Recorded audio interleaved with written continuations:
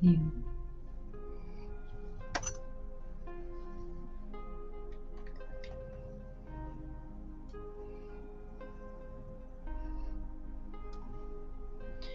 It's me, Amarada.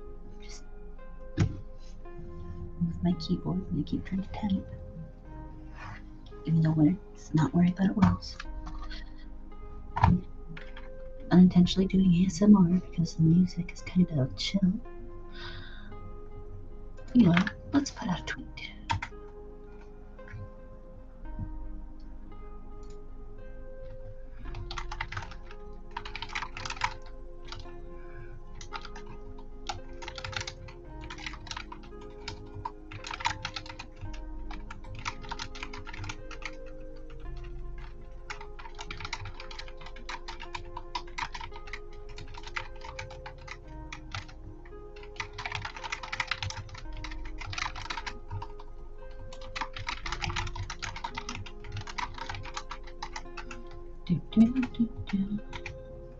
Seriously, this music's so chill.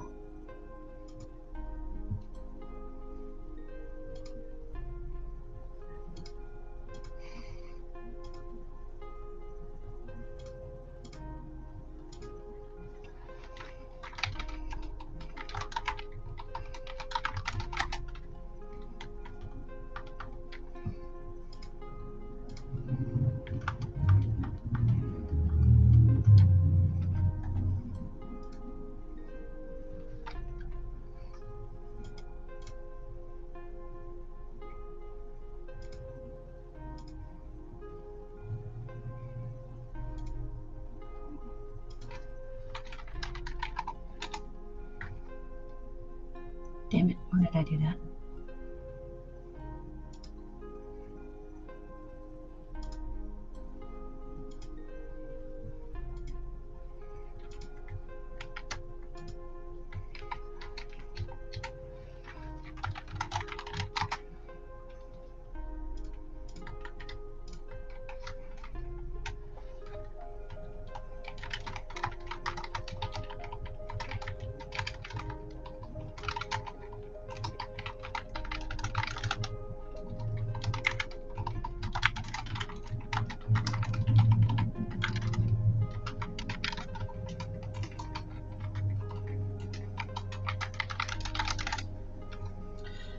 Go.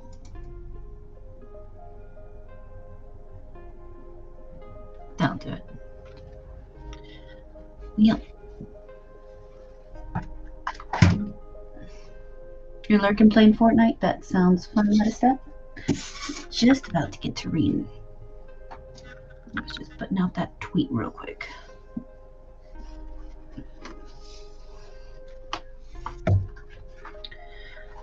Okay.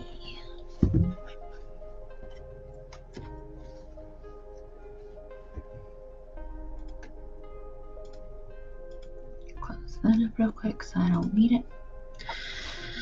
Let's go.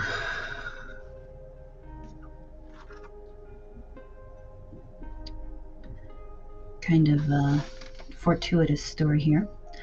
The fighting cocks and the turkey. Two cocks of the genuine game breed met by chance upon the confines of their respective walls.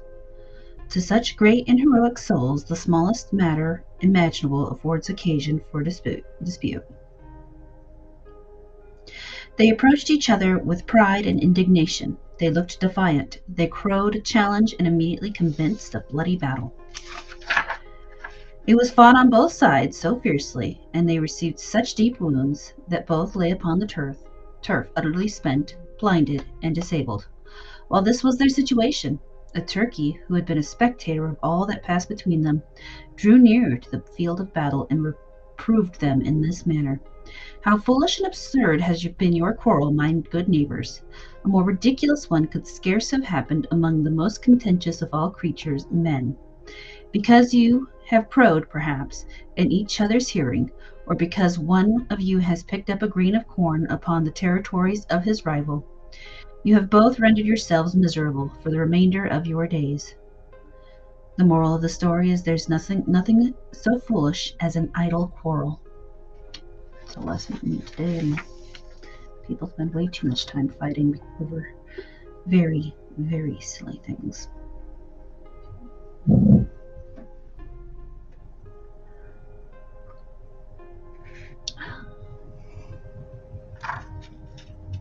The Old Woman and Her Maids. A certain old woman had several maids, whom she used to call to their work every morning at the crowing of the cock. The maids, finding it grievous to have their sweet sleep disturbed so early, killed the cock, thinking when he was quiet they would enjoy their warm beds a little longer. But the old woman, no longer knowing what time it was, woke them up thereafter in the middle of the night. The moral of the story is beware of falling from bad to worse. A fisherman in the month of May stood angling on the. Oh, this is. I suppose I should tell you what the story is on. The old trout, the young trout, and the salmon. A fisherman in the month of May stood angling on the bank of a river with an artificial fly. He threw his bait with so much art that a young trout was rushing towards it, and when she was prevented by her mother, "Stop, child," said she. "Never be too hasty where there is a possibility of danger. Take due time to consider before you risk an action that may be fatal. How do you know whether that is indeed a fly or the snare of an enemy? Let someone else make the experiment before you. If it be a fly, he will very probably elude the first attack, and then the second may be made, if not with success, at least with safety." She had no sooner uttered this caution than a salmon seized upon the pretended fly and was captured. The moral of the story is do not rush into a strange position. The Hare and the Dog. A dog once gave a long chase to a hare. The dog, having not long since made a good meal, was not at all hungry, and in consequence in no hurry to put an end to the sport. He would at times, as they ran, snap at the hare, and at others lick him with his tongue. "Pray," cried the persecuted and bewildered rabbit, "are you a friend or an enemy? If a friend, why do you bite me so? And if an enemy, why caress me?" The moral of the story is open enmity is better than doubtful friendship. The Fox, the Wolf, and the Horse. A fox, seeing a horse for the first time, grazing in a field, at once ran to a wolf of his acquaintance, and described the animal that he had found. "It is, perhaps," said the fox, "some delicious prey that fortune has put in our path. Come with me and judge for yourself." Off they ran, and soon came to the horse, who, scarcely lifting his head, seemed a little anxious to be on speaking terms with such suspicious-looking characters. "Sir," said the fox, "your humble servants wish to learn the name by which you are known to your illustrious friends." The horse, who was not without a ready wit, replied that his name had been curiously written upon his hoofs for the information of those who cared to read it. "Gladly would I," replied the sly fox, suspecting in an instant something wrong, "but my parents were poor, and could not pay for my education. Hence I will never learn to read. The family of my companion here, on the contrary, are great folk, and he can both read and write, and has 1,000 other accomplishments." The wolf, pleased with the flattery, at once went up, with a knowing air, to examine one of the hoofs which the horse raised for his convenience. And when he had come near enough, the horse gave a sudden and vigorous kick, and fell back to earth. And back to earth fell the wolf, his jaw broken and bleeding. "Well, cousin," cried the wolf with a grin, "you never have to ask for the name a second time, now that you have it written so plainly just below your eyes." The moral of the story is curiosity and conceit come to grief.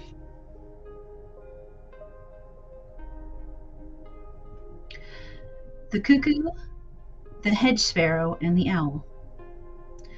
A lazy cuckoo, too idle to make a comfortable home for herself and her offspring, laid her eggs in the nest built by the hedge sparrow, who, taking the charge wholly on herself, hatched them and bred up the young with maternal attention till such time as they were unable to provide for themselves, when they took wing and fled. Upon this, the worthless cuckoo came gossiping to the owl, complaining of the misconduct of the hedge sparrow in treating her with so little attention. in return for the confidence she had shown in entrusting her with the care of her precious young brood. Would you believe it? Continued the cuckoo. The ungrateful birds have flown off without paying me any of those duties which are the natural right of a mother from her offspring. Peace, peace, replied the sage owl, nor expect from others which you cannot give in return. The obligation lies wholly on your side to the charitable hedge sparrow for her kindness to your helpless young, whom you had abandoned. And remember this, that before you teach gratitude to others, you should learn yourself to be grateful. The moral of the story is ne'er-do-wells always find flaws in their neighbors. The Fox and the Boar. A boar stood whetting his tusks against an old tree. The fox, who happened to come by at the same time, asked why he had made those martial preparations of whetting his teeth, since there was no enemy near that he could perceive. That may be, Master Fox, replied the boar, but we should scour up our arms while we have leisure, for in times of danger we shall have something else to do.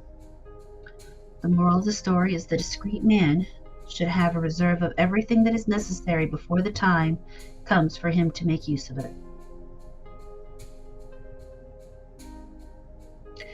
The Tale of the Serpent.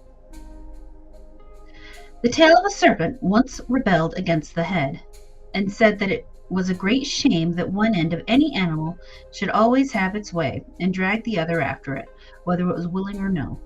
It was in vain that the head urged that the tail had neither brains nor eyes, and that it was in no way made to lead. Wearied by the tail's inopportunity, the head one day let him have his will. The serpent now went backward for a long time, quite gaily, until he came to the edge of a high cliff over which both head and tail went flying, and came with a heavy thump on the shore beneath. The head was never again troubled by the tail with a word about leading. The moral of the story, let those lead who are best fitted to lead.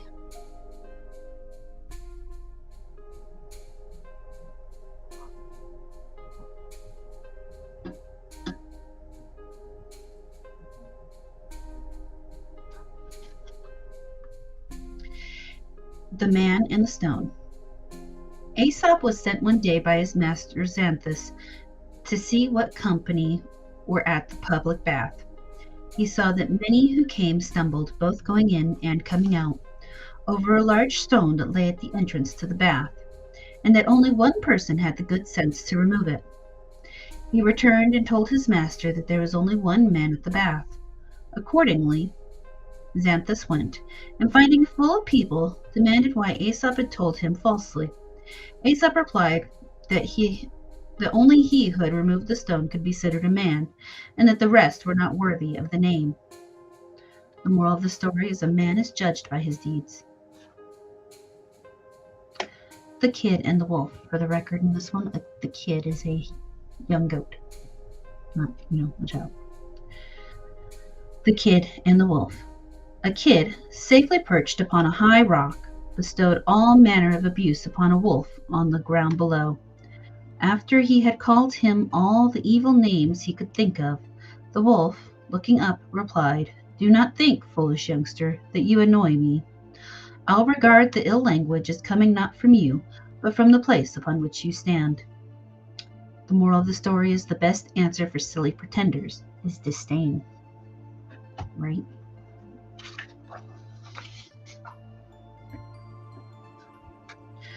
The Young Mouse, the Cock, and the Cat. A young mouse, on his return to his hole, after leaving it for the first time, thus recounted his adventures to his mother. "Mother," he said, "quitting this narrow place where you have brought me up, I rambled about today like a mouse of spirit, who wished to see and be seen, when two such notable creatures came my way. One was so gracious, so gentle and benign. The other, who was just as noisy and forbidding, had on his head and under his chin pieces of raw meat, which shook every time shook at every step he took.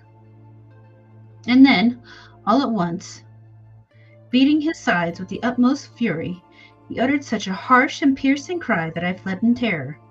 And this, too, just as I was about to introduce myself to this other stranger, who was covered with fur like our own, only richer looking and much more beautiful, who seemed so modest and benevolent that it did my heart good to look at her. Ah, my son, replied the old mouse, learn while you live to distrust appearance. The first strange creature was nothing but a fowl that will ere long be killed, and off his bones, when put on a dish in the pantry, we may make a delicious supper. And the other was a nasty, sly, and bloodthirsty hypocrite of a cat, to whom no food is so welcome as a young and juicy little mouse like yourself. The moral of the story is do not trust appearances. The Crow and the Mussel. A crow, having found a mussel on the seashore, took it in his beak and tried for a long time to break the shell by hammering it upon a stone. Another crow, a sly old fellow, came and watched him for some time in silence. Friend, he said at last, you'll never break it in that way. Listen to me. This is the way to do it. Fly up as high as you can and let that thing fall upon a rock. It will be smashed then, sure enough, and you can eat it at your leisure. The simple-minded crow did as he was told, flew up and let the mussel fall. Before he could descend to eat it, however, the other bird had pounced upon it and carried it away. The moral of the story is beware of interested advisors. Hey, Silver. I hope Ed Greenwood's weekly video was good.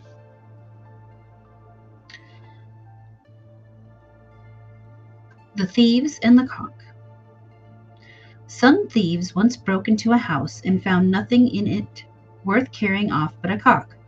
The poor cock said as much for himself as a cock could say, urging them to remember his service in calling people up to their work when it was time to rise.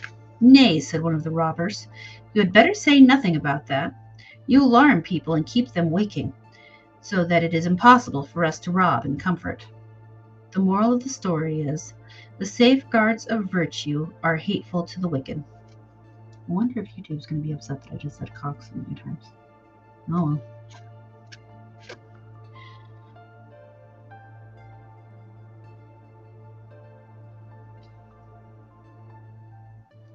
Jupiter and the Animals. Jupiter, one day, being in great and good humor, called upon all the living things to come before him, and, if looking at themselves and at one another, there should be in the appearance of any one of them anything which admitted of improvement, they were to speak of it without fear. Come, Master Ape, he said, you shall speak first. Look around you, and then say, are you satisfied with your good looks? I should think so, answered the ape. And have I not reason? If I were clumsy like my brother Bear, now I might have something to say. Nay, growled the bear, I don't see that there is much to find fault with in me. If you could manage to lengthen the tail and trim the ears of our friend the elephant, that might be an improvement. The elephant, in his turn, said that he always considered the whale a great deal too big to be comely. The ant thought the mite so small as to be beneath notice. Jupiter became angry to witness so much conceit, and sent them all about their business. The moral of the story is, think not yourself more highly than of your neighbors.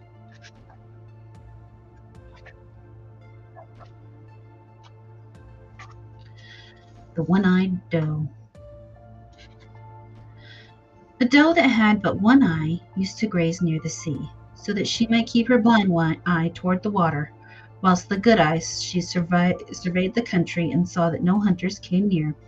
It happened, however, that some men in a boat saw her, and she did not perceive their approach. They came close enough to wound her. In her dying agony she cried out, Alas, hard fate, that I should receive my death wound from the side whence I expected no ill, and be safe on that where I looked for the most danger. The moral of the story is, guard well the strong places.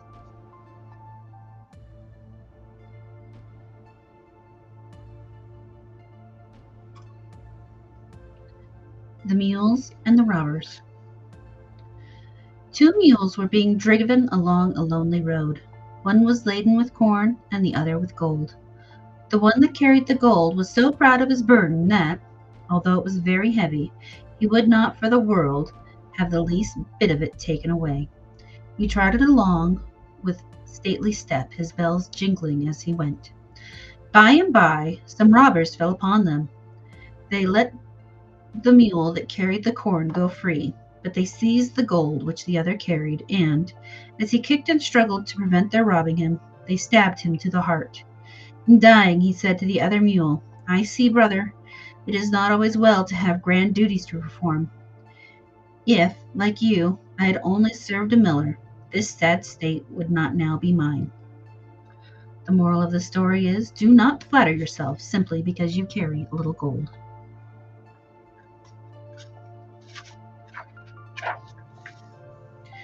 The Clowns and the Pig. On the occasion of some festivities that were given by a Roman nobleman, a certain droll clown caused much laughter by his tricks upon the stage, and, more than all, by his imitation of the squealing of a pig. It seemed to the hearers so real that they called for it again and again. One man, however, in the audience, thought the imitation was not perfect, and he made his way to the stage and said if he were permitted, tomorrow he would enter the lists and squeak against the clown for a wager. The mob, anticipating great fun, shouted their consent, and accordingly, when the next day came, two rival jokers were in their place. The hero of the previous day went first, and the hearers, more pleased than ever, fairly roared with delight. Then came the turn of the other, who, having a pig carefully concealed under his cloak so that no one would have suspected its existence, vigorously pinched its ear with his thumbnail and made it squeak with a vengeance. Not half as good, not half as good, cried the audience, and among many of them even began to hiss. Fine judges you, replied the man, drawing the pig from under his cloak, showing it to them. Behold the performer that you condemn. The moral of the story is a prejudiced jury is hard to convince. The Boys and the Frogs.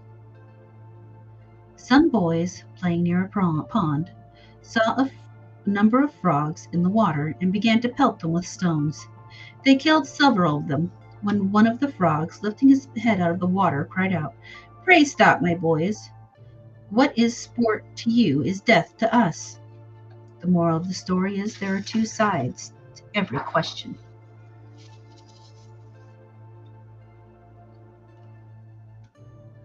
Hey, Sleazy, how's it going? The Raven and the Serpent. A hungry raven, searching for prey, came across a snake laying at full length on a sunny bank. He seized him in his horny beak and would have devoured him, but the snake, twisting and turning around a bit, bit the raven with his venomous fangs, so that he died in great pain. I am justly served, grasped the dying bird, for trying to profit by injuring another. The moral of the story is have regard for the rights of others. Hercules and Strife. Hey, Acid. Hercules, once Hercules, once journeying among a narrow roadway, came across a strange-looking animal that reared its head and threatened him. Undaunted, the hero gave him a few lusty blows with his club, and thought to have gone on his way.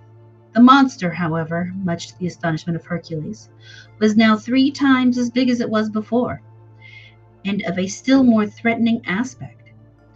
He thereupon redoubled the blows and laid about him fast and furiously, but the harder and quicker the strokes of the club, the bigger and more frightful grew the monster, which now completely filled up the road. Pallas then appeared upon the scene. Stop, Hercules, said she. Cease your blows. The monster's name is Strife. Let it alone, and it will soon become as little as it was at first. The moral of the story is strife increases with turmoil. Does it? What's wrong with it? I know I need to get a new cable for it, I'm pretty sure.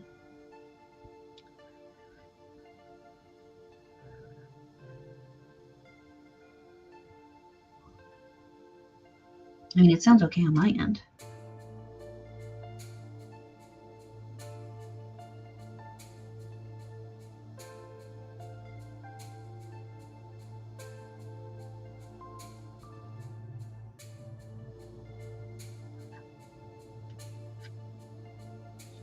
Oops.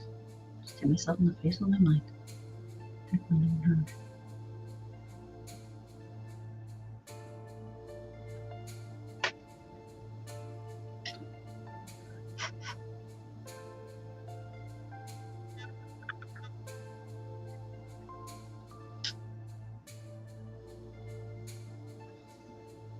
Sounds like when a Pringles can hold on, I think I'm having a problem then.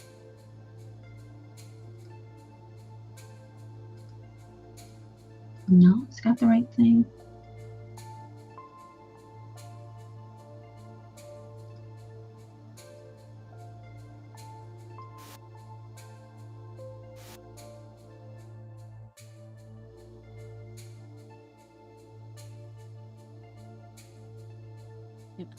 I don't know. Do I sound okay to anybody else? Do I sound like a Pringles can to everybody else?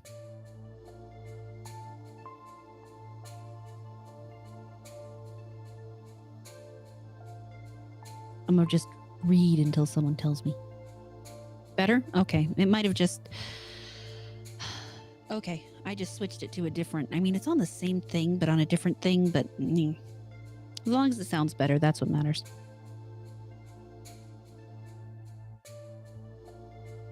Thank you for letting me know. The Ass and the Frogs. An ass, carrying a load of wood, passed through a pond. As he was crossing through the water, he lost his footing and stumbled and fell, and not being able to rise on account of his load, he groaned heavily. Some frogs frequenting the pool heard his lamentation and said, what would you do if you had to live here always as we do, when you make such a fuss about a mere fall into the water? The moral of the story is men often bear little grievance with less courage. Hot cocoa's nice. I have peppermint tea and honey.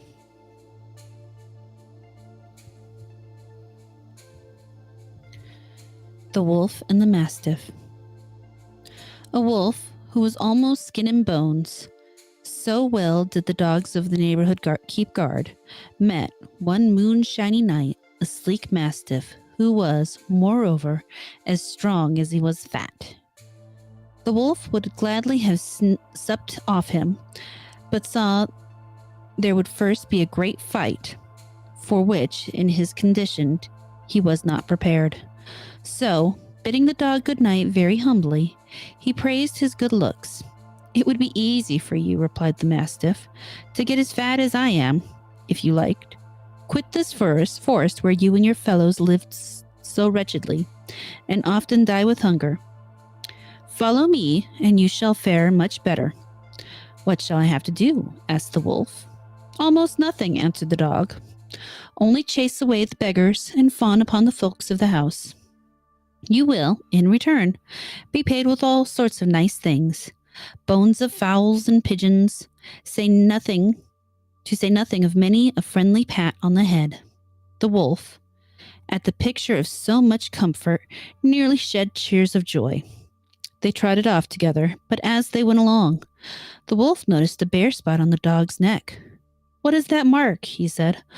"Oh, nothing," said the dog. "How nothing?" urged the wolf. "Just the merest trifle," answered the dog.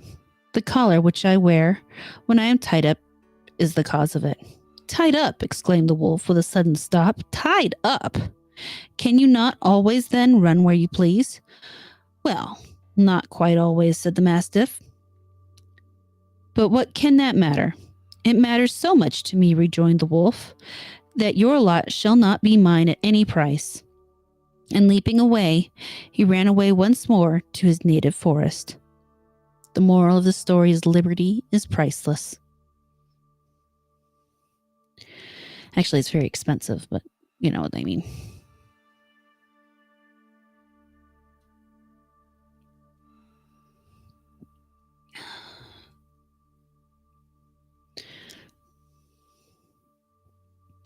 The envious glowworm.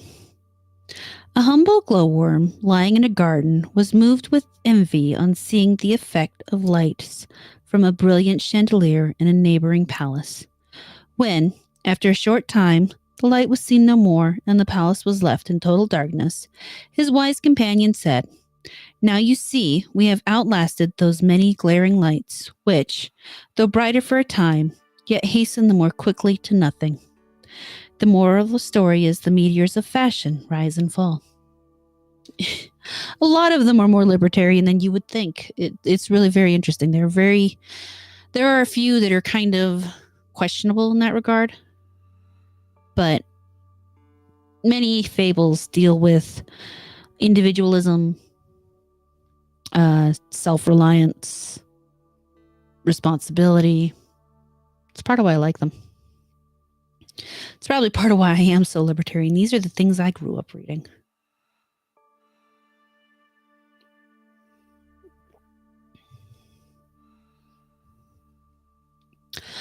The lobsters. It chanced on a time that the shell of a boiled lobster was thrown on the seashore, where it was quickly espied by one of the same tribe, who, young, ignorant, and vain, viewed it with admiration and delight. "See," "See," said she, addressing her mother, who was at her side, "behold the beauty of one of our family, thus decked out in noble scarlet, so rich in color that no coral can surpass it in its brilliancy. I shall have no rest till I am equally as fine, and have ceased to see myself as the dingy object I am at present." "Vain creature," replied the mother, "know that the same tawdry finery which you so earnestly covet was only acquired by death, and learn from this terrible example to be humble and content, obscure and safe." The moral of the story is fine feathers are a sign neither of wealth nor of happiness. The Mastiff and the Goose. A goose, once upon a time, took up her abode by a pond which she immediately laid claim to. If any other animal, without the least design to offend, happened to pass by that way, the goose immediately flew at it. The pond, said she, was hers, and she would maintain her right to it, and support her honor while she had a bill to hiss, or feather, or a wing to flutter. In this manner she drove away ducks, pigs, and chickens. Nay, even the insidious cat was seen to scamper. A mastiff, however, happened to pass by, and thought it no harm if he would lap a little of the water, as he was thirsty. "Get away," hissed our valiant keeper of the pond, as soon as she saw him approaching. "Get away, I tell you, it's mine." And she flew at him like a fury, pecked at him with her beak, and slapped at him with her feathers. The mastiff grew angry and had 20 times a mind to give her a sly snap, but controlled his wrath because his master was nigh. "You fool," cried he, "those who have neither strength nor weapons to fight should at least be civil." So saying, he quenched his thirst in spite of the goose, and followed his master. The moral of the story is arrogance inspires contempt. The ass and his driver. Excuse me. An ass being driven along the high road suddenly started off and bolted to the brink of a deep precipice. Once he was in the act of throwing himself over, his owner, seizing him by the tail, endeavored to pull him back. The ass persisting in his effort, the man let him go and said, "Conquer, but conquer to your own cost." The moral of the story is fools persist in their own way, even though it leads them to grief. Oh, that is a really ugly spider.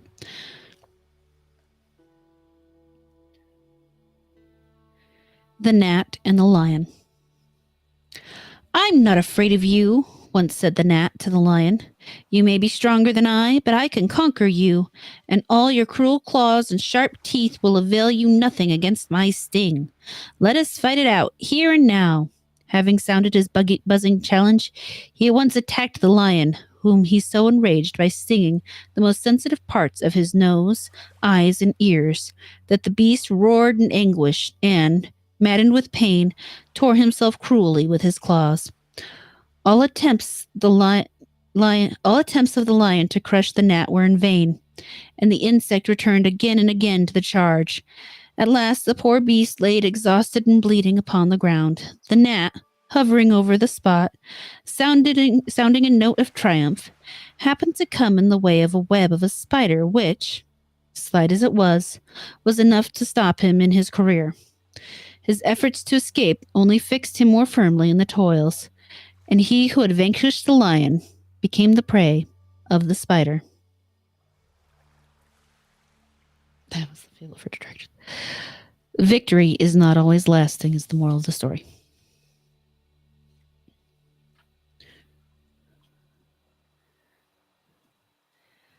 The Maid in the Pail of Milk.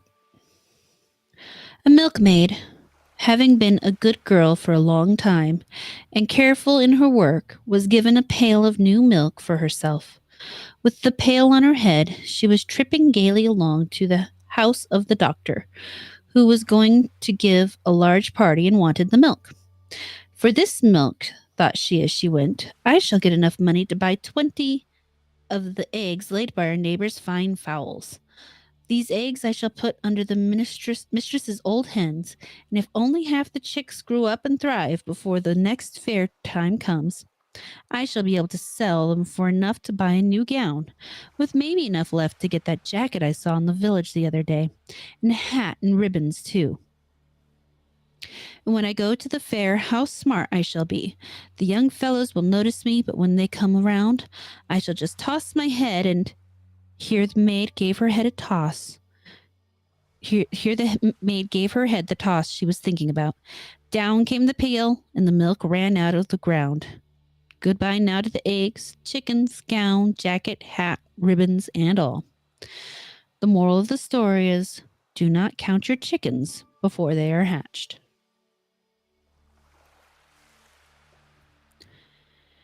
The Ass and the Grasshopper. An ass, having heard some grasshoppers chirping, was highly enchanted, and desiring to possess the same charms of melody, he demanded what sort of food they lived on to give them such a beautiful voice. They replied, the dew. The ass resolved that he would live only upon the dew, and in a short time died of hunger. The moral of the story is no two people can be treated alike. Hey, Bublito.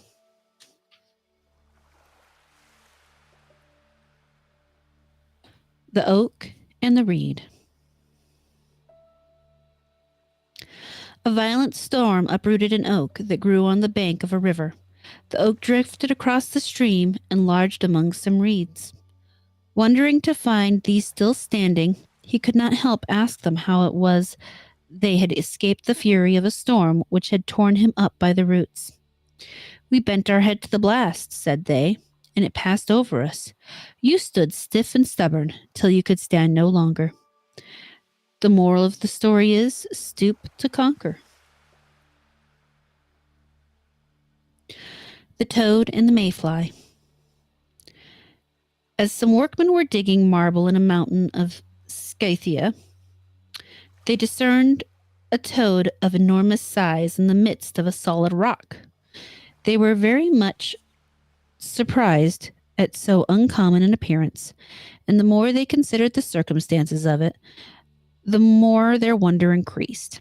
It was hard to conceive by what means this creature had preserved life and nourishment in so narrow a prison, and still more difficult to account for his birth and existence in a place so totally inaccessible to all of his species. They could conclude no other than he was formed together with the rock in which he had been bred, and was, coeval with the mountain itself. While they were pursuing these speculations, the toad sat swelling and bloating till he was ready to burst with pride and self importance, to which at last he thus gave vent. Yes, he said, you behold me, a specimen of the antediluvian race of animals. I was begotten before the flood. And who is there among the present upstart race of mortals that shall dare to contend with me in nobility of birth and dignity of character? A mayfly, sprung that morning from the river Hypanis, as he was flying about from place to place, chanced to be present, and observed all that passed with great attention and curiosity. Vain boaster, said he, what foundation hast thou for pride, either in thy descent, merely because it is ancient, or thy life, because it hath been long? What good qualities hast thou received from thy ancestors, insignificant even to thyself, as well as useless to others? Thou art almost as insensible as the block in which thou wast bred. Even I, that had my birth only from the scum of the neighboring river, as at the rising of this day's sun, who shall die at its setting, have more reason to applaud my condition than thou hast to be proud of thine. I have enjoyed the warmth of the sun, the light of the day, and the purity of the air. I have flown from stream to stream, from tree to tree, and from plain to the mountain. I have provided for posterity, and shall leave behind me numerous offspring to people the next age of tomorrow. In short, I have fulfilled all the ends of my being, and have been happy. My whole life, it is true, is but 12 hours, but even 1 hour of it is to be preferred to 1,000 years of mere existence, or to have been spent, like thine, in sloth, ignorance, and stupidity. The moral of the story is a lazy reliance on the antiquity of a family is, by far, less honorable than an honest industry.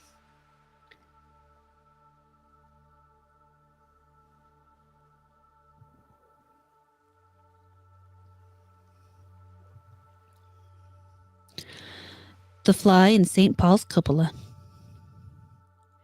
As the fly was crawling leisurely up one of the columns of St. Paul's cupola, she often stopped, surveyed, examined, and at last broke forth into the following exclamation. Strange that anyone who pretended to be an artist should ever leave so superb a structure, with so many roughness unpolished. Ah, my friend, said a very learned architect who hung his web under one of the capitals, you should never decide of things beyond the extent of your capacity. This lofty building was not erected for such diminutive animals as you or me, but for creatures who are at least 10,000 times as large, and to their eyes it is very possible these columns may seem as smooth as you appear the wings of your favorite mistress. Okay, whatever. The moral of the story, we should never estimate things beyond our reach by the narrow standards of our own capacities. He is on Twitch.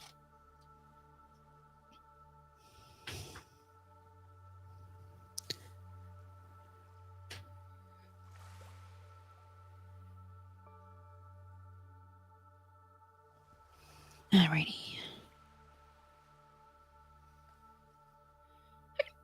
Excuse me. The Bald Man and the Fly. A fly settled on the head of a bald man and bit him. In his eagerness to kill it, he hit himself a smart slap. But the fly escaped and said to him in derision, You tried to kill me for just one little bite. What will you do to yourself now for the heavy smack you have just given yourself? Oh, for that blow I bear no grudge, he replied, for I never intended myself any harm. But as for you, you contemptible insect who live by sucking human blood, I'd have borne a great good deal more than that for the satisfaction of dashing the life out of you.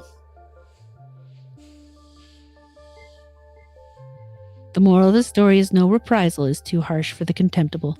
Actually, quintuple streaming, technically, Silver. I'm on YouTube, I'm on Twitch, I'm on Rumble, I'm on Twitter, and I'm on Kick. I is everywhere.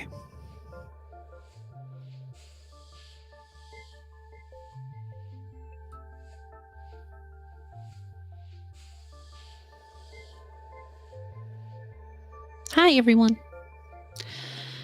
The Robin and the Sparrow. As a robin was singing on a tree by the side of a rural cottage, a sparrow perched upon the thatch. Oh gosh. Let me try that one more time. Sorry. As a robin was singing on a tree by the side of a rural cottage, a sparrow perched upon the thatch. A sparrow perched upon the thatch took occasion thus to reprimand him. And dost thou, said he, with thy dull and autumnal note, presume to emulate the birds of spring?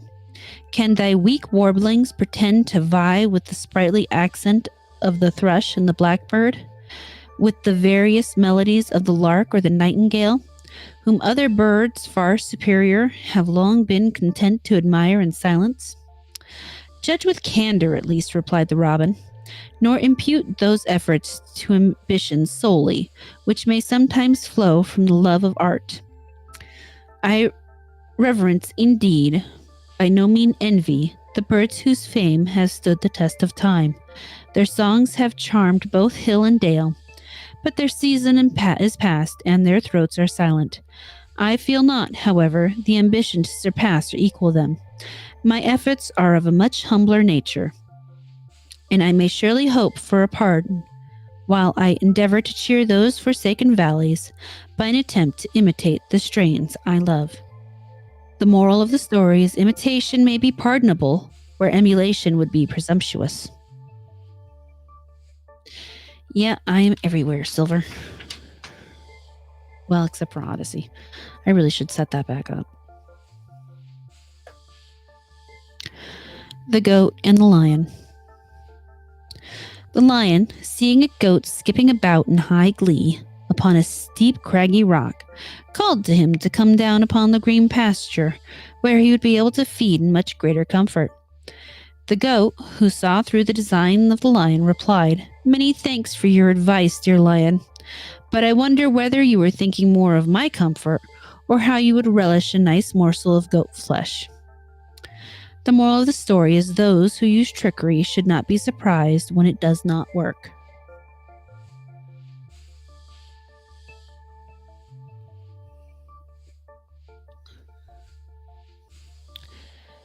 Oh, excuse me.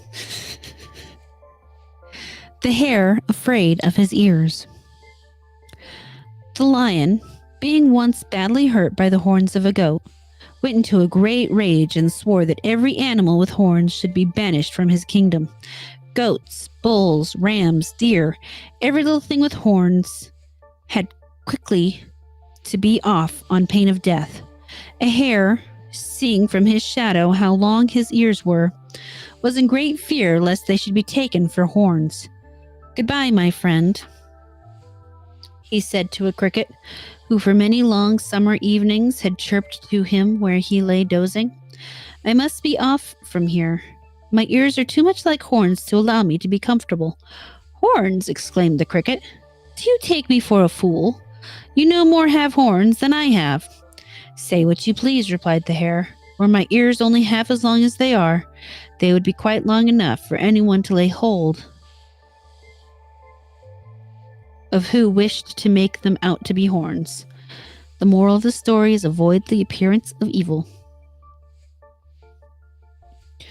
The Mother, the Nurse, and the Fairy. One morning, a mother entered the nursery to take up her newborn son, and there found the nurse wringing her hands in distress. "O lady," sobbed the nurse, "disaster has surely befallen your son.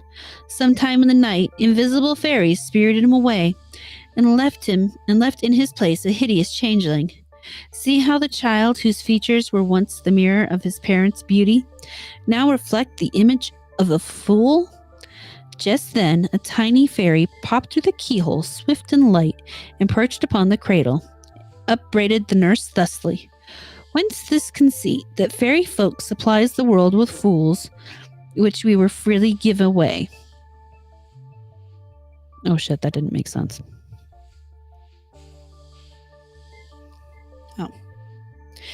That's why.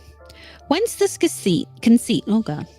Whence this conceit that the fairy folk supplies the world with fools, which we freely give away? Like you, we dote upon our children. Whenever yet was found a mother who would give up her own flesh and blood, we were to exchange ourselves for you. Were we to exchange ourselves for you dull sons of clay, we might pass for fools indeed. The moral of the story is the vain, the greatest fault is that others do not resemble them.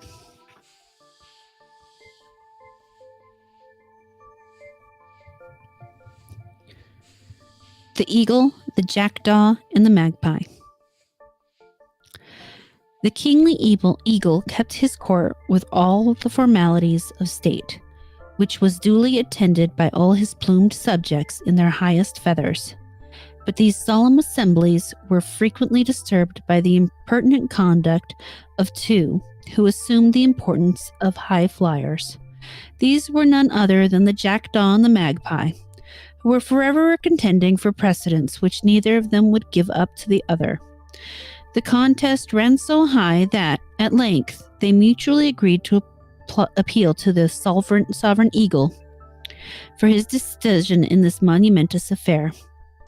The eagle gravely announced that he did not wish to make any individual distinction by deciding to the advantage of either party, but would give them a rule which they might determine it between themselves. In the future, said he, the greater fool shall always take the lead, but which of you it may be, I leave you to settle. The moral of the story is be not great in your own eyes, lest someone else deem you a fool.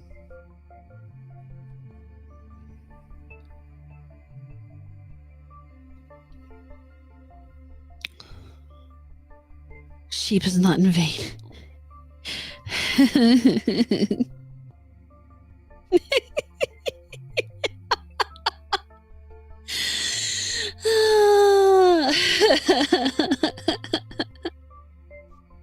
You're not wrong there, Silver.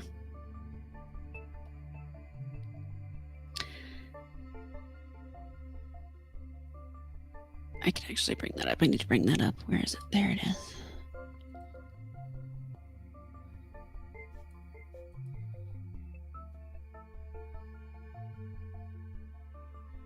That's too funny.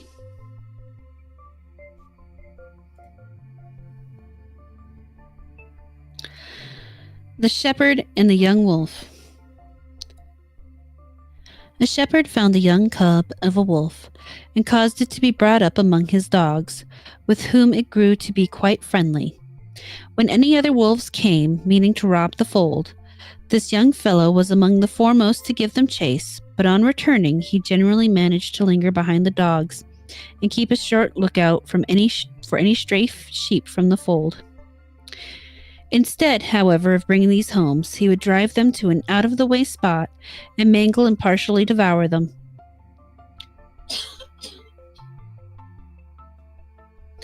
He did this once too often and was caught in it by the shepherd, who hung him by the neck from the bough of a tree, and in that way put an end to his double dealing. The moral of the story is double dealing is worse than open enmity.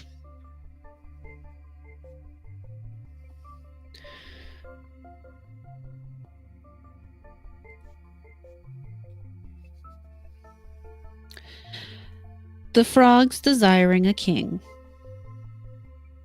The frogs, living an easy, free sort of life among the lakes and ponds, once prayed to Jupiter to send them a king. Jupiter, being at that time in a merry mood, threw them a log, saying as he did so, "There, then, is a king for you." Awed by the splash, the frogs watched their king in fear and trembling, till at last, encouraged by his stillness, one more daring than the rest jumped upon the shoulder of his monarch. Soon many of the others followed his example and made merry. On the back of their unresisting king. Speedily tiring of such a torpid ruler, they again petitioned Jupiter and asked him to send them something more like a king. This time he sent them a stork, who chased them about and gobbled them up fast as he could. They lost no time, therefore, in beseeching the god to give them again their former state. No, no, replied he. A king that did you no harm did not please you. Make the best of the one you have, or you may chance to get a worse one in his place. The moral of the story is let well enough alone.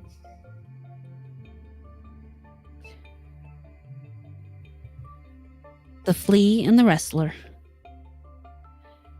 A flea settled upon the bare foot of a wrestler and bit him, on which the wrestler called loudly upon Hercules for help. When the flea a second time hopped upon his foot, the wrestler groaned and said, O Hercules, if you will not help me against a flea, how can I hope for your assistance against greater antagonists? The moral of the story is help yourself in the little things, and fortune will help you in the greater.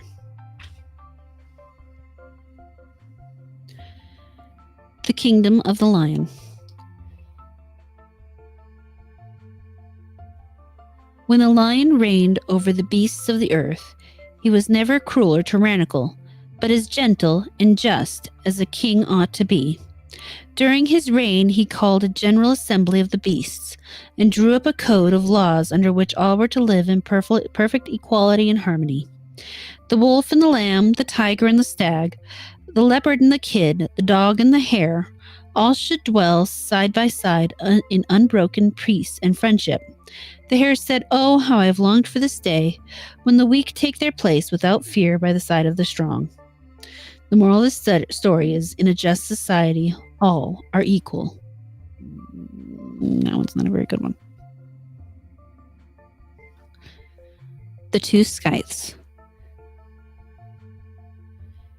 It so happened that a couple of mowers' scythes were placed together in the same barn. One of them was without its proper handle, and therefore remained useless and rusty, and the other was complete, bright, and in good order, and was frequently made use of in the hands of the mowers. My good neighbor, said the rusty one, I much pity you who labor so much for the good of others, and withal so constantly are fretted with that odious whetstone that scours you till you strike fire, while I repose in perfect ease and quiet. Give me leave, replied the bright one, to explain to you, neighbor, the difference of our condition. I must own that I labor, but then I am well rewarded by the consideration it is for the benefit of multitudes, and this gives me all my importance. It is true, also, that I am sharpened by a harsh whetstone, but this still increases my usefulness, while you remain the insignificant and helpless victim of your pride and idleness, and in the end fall prey to a devouring rust, useless, unpitied, and unknown. The moral of the story is idleness is attended by misery unknown to the industrious.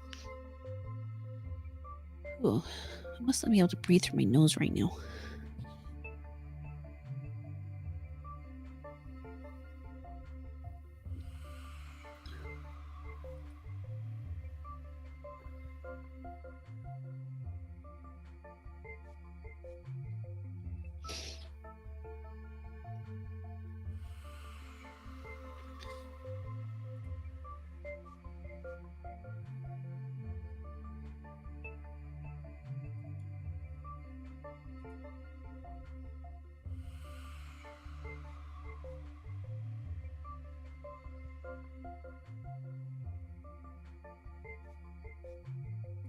All right.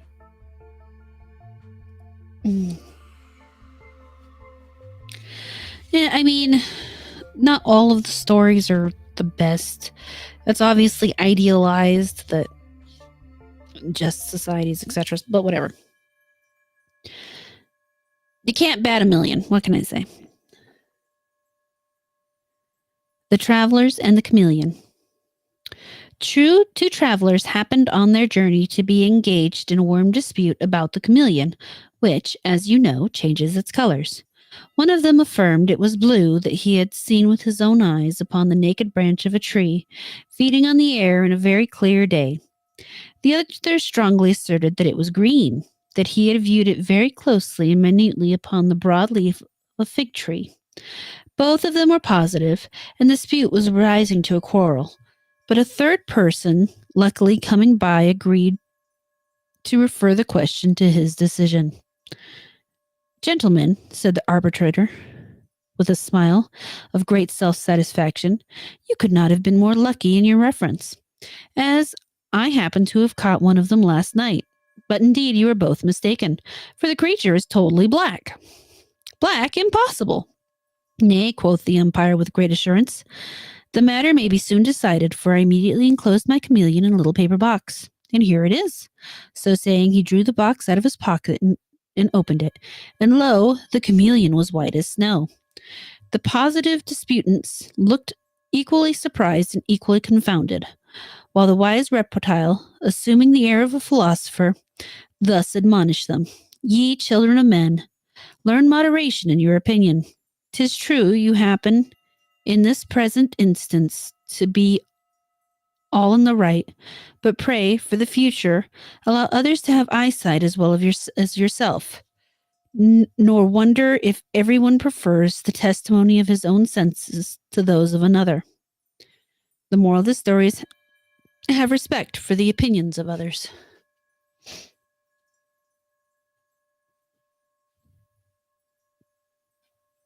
I don't know. Because ASMR makes the more money? That would be my guess.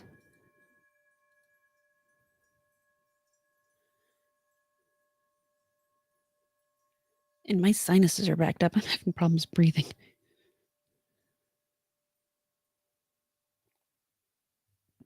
You never really realize how important your nose is until it doesn't work. The Travelers and the Crow. Some travelers setting out on a journey had not proceeded far when a one-eyed crow flew across their path. This they took for a bad omen, and it was proposed that they should give up their plan for that day, at least, and turn back again. What nonsense, said one of the travelers, who was of a mocking and merry disposition.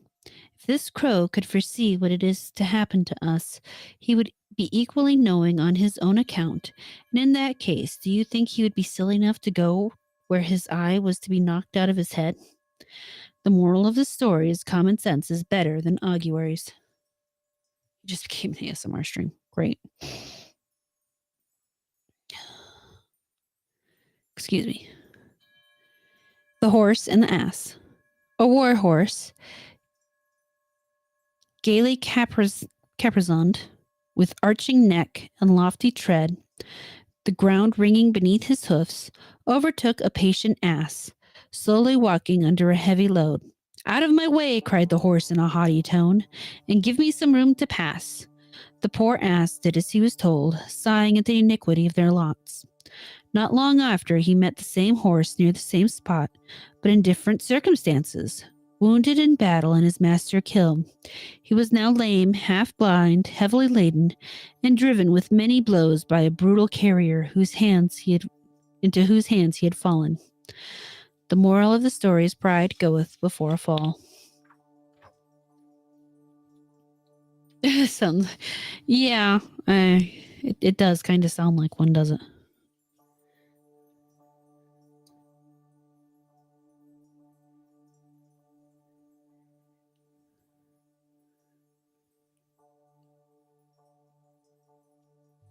Hold on a moment, I might try blowing my nose.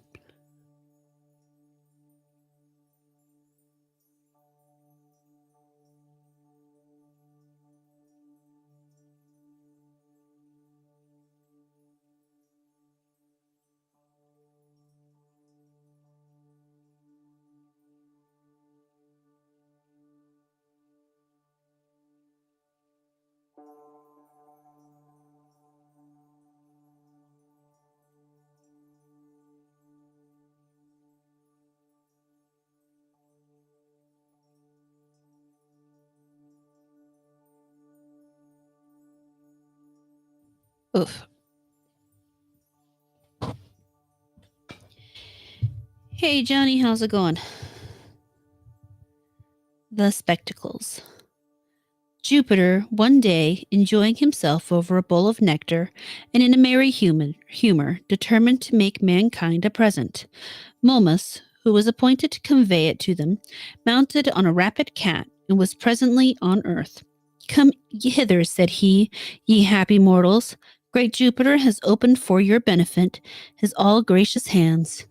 It is true, he made you somewhat short sighted, but to remedy that inconvenience, behold how he has favored you. So saying, he unloosed his portmanteau. An infinite number of spectacles tumbled out, and mankind picked them up with great eagerness. There was enough for all, and every man had his pair. But it was soon found that these spectacles did not represent objects to all mankind alike. For one pair was purple, another was blue, one was white, and another was black. Some of the glasses were red, some green, and some yellow. In short, there were all manner of colors and every shade of color. However, notwithstanding this diversity, every man was charmed with his own, and believing it the best, enjoyed in his opinion all the satisfaction of the truth. The moral of the story is, our opinions of things are altogether as various as though each saw them through a different medium. Our attachment to these opinions is fixed and as firm are as though all saw through the medium of truth. Congratulations, Johnny. I'm really happy for you. Hey, Wade, how you doing?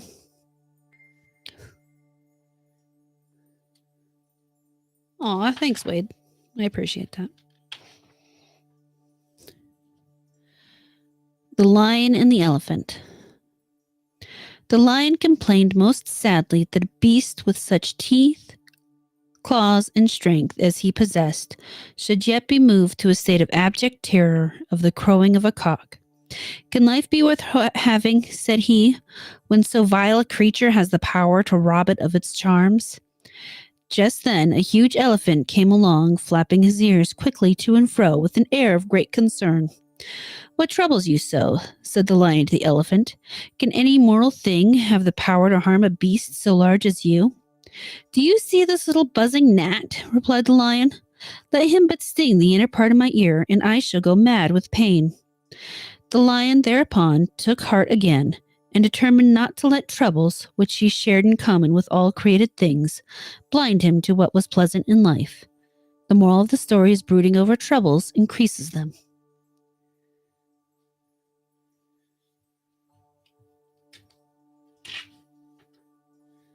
Yeah, emotes are always fun to try to figure out.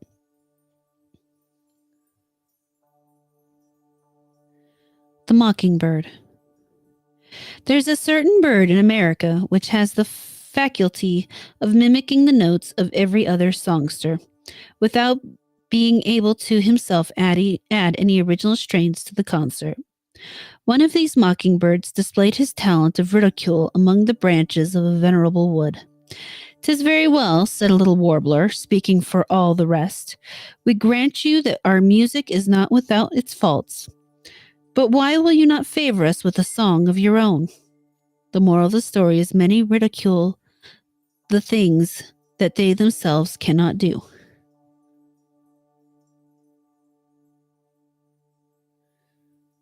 Thanks, Wade. I'll try. Sweet dreams. The Playful Ass. An ass climbed up to the roof of a building, and frisking about there, broke into the tiling. The owner went up after him and quickly drove him down, beating him severely with a thick wooden cudgel. The ass said, "Why, I saw the monkey do this very thing yesterday, and you all laughed heartily, as if it afforded you great amusement." The moral of the story is those who do not know their right place must be taught it. The Lion and the Ass. A conceited ass was once bold enough to bray forth some insulting speeches against the lion. The lion at first began to show his teeth, but turning about and seeing who was speaking, merely remarked, "Oh, it is only the ass." Contempt is the best answer for scurrility.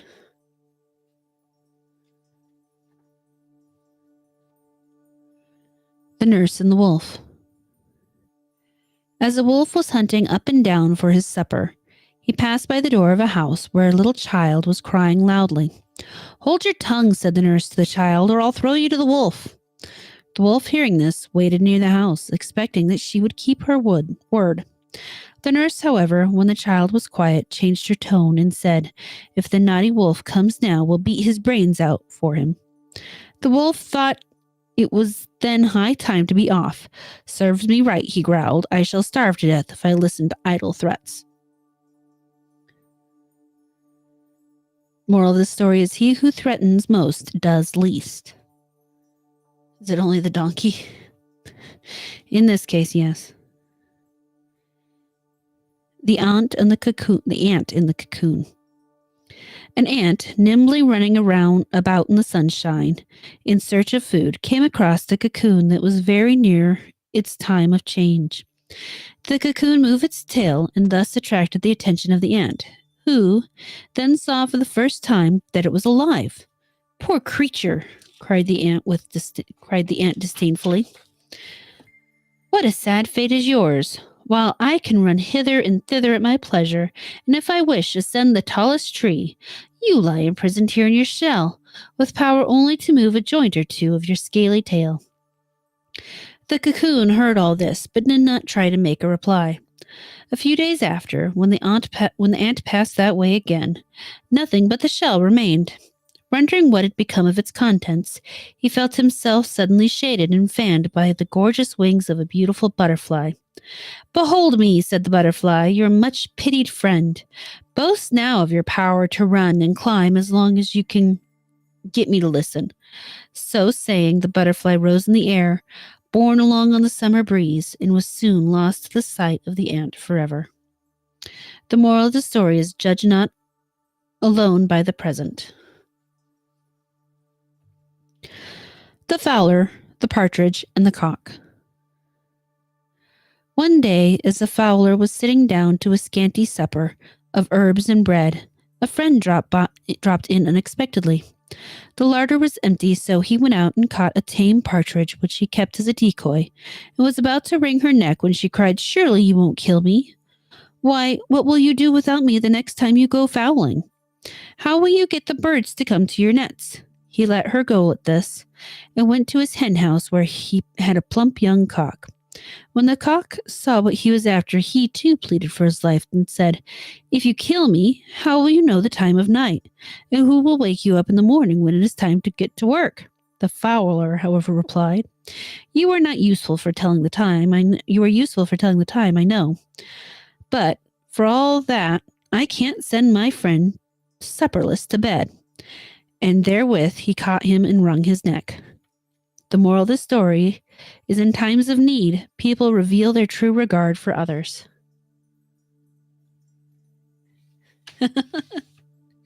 Butterfly had to catch a train. 1, 2, 3, oh Larry.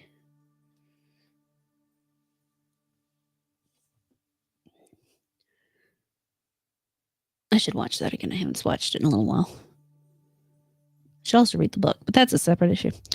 For those of you who don't know, I'm talking about The Last Unicorn. The Hunter and the Woodman. A hunter was searching in the forest for the tracks of a lion and caught sight presently of a woodman engaged in felling a tree. He went up to him and asked if he had noticed a lion's footprints anywhere about, or if he knew where his den was. The woodman answered, "If you will come with me, I will show you the lion himself." The hunter turned pale with fear, and his teeth chattered as he replied, "Oh, I'm not looking for the lion, thanks, but only for his tracks." The moral of the story is what some seek in sport, they would shun in earnest. Hercules and the Wagoner. Excuse me. As a wagoner was driving his team through a miry lane, the wheels stuck fast in the clay, and the horses could not go on further. The man dropped on his knees and began crying and praying to Hercules with all of his might to come and help him. "Lazy fellow," said Hercules, "get up and stir yourself. Whip your horses stoutly and put your shoulder to the wheel. If you want my help, then you shall have it." The moral of the story is heaven helps those who help themselves.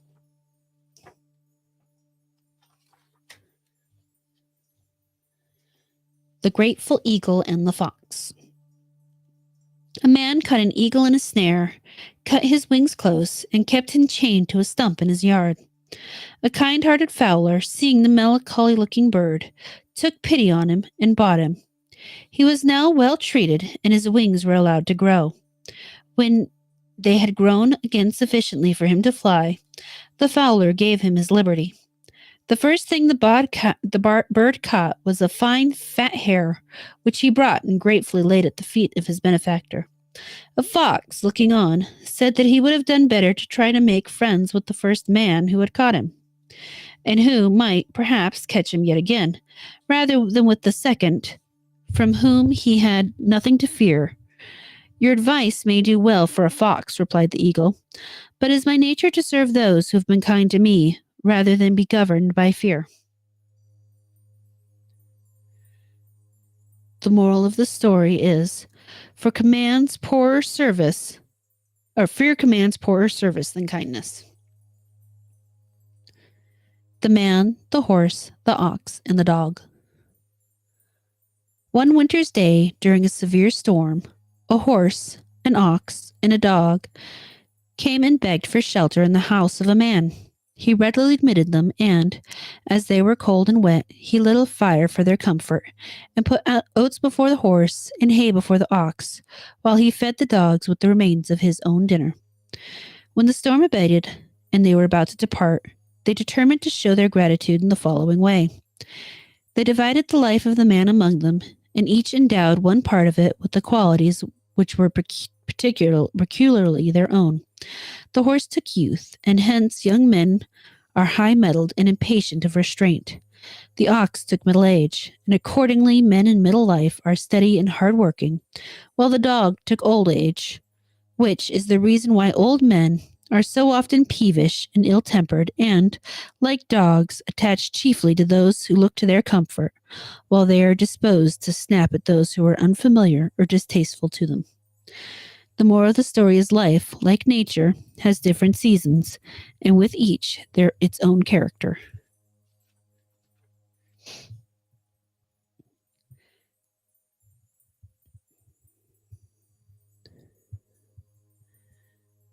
The Ass and His Master. A diligent ass, daily loaded beyond his strength by a severe master whom he had long served, and who fed him very sparingly, happened one day in his old age to be laden with a more than ordinary burden of earthenware.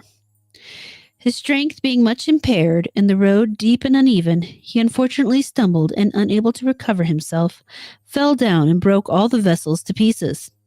His master, transported with rage, began to beat him unmercifully, against which the poor ass, lifting up his head as he lay on the ground, thus strongly remonstrated. Unfeeling wretch, to thy own avaricious cruelty, in first pinching me of food and then loading me beyond my strength, thou owest the misfortune for which I suffered. The moral of the story is the cruel are quick to blame their victims for deserving their ill treatment.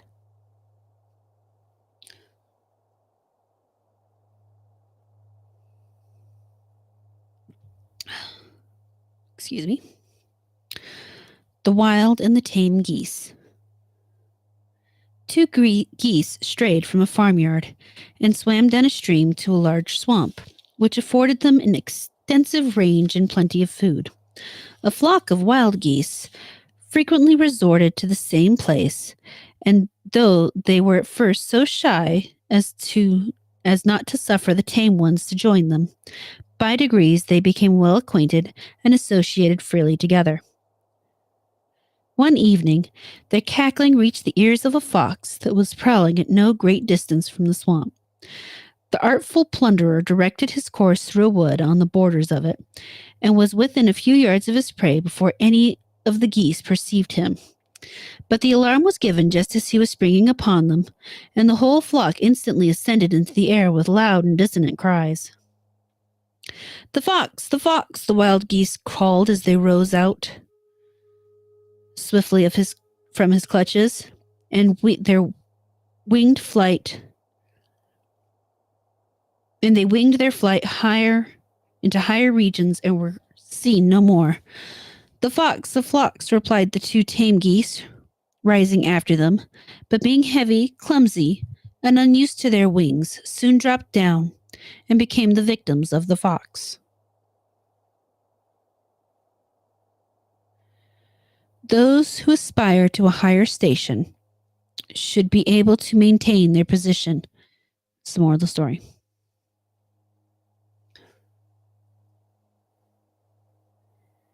The Lion and the Fox.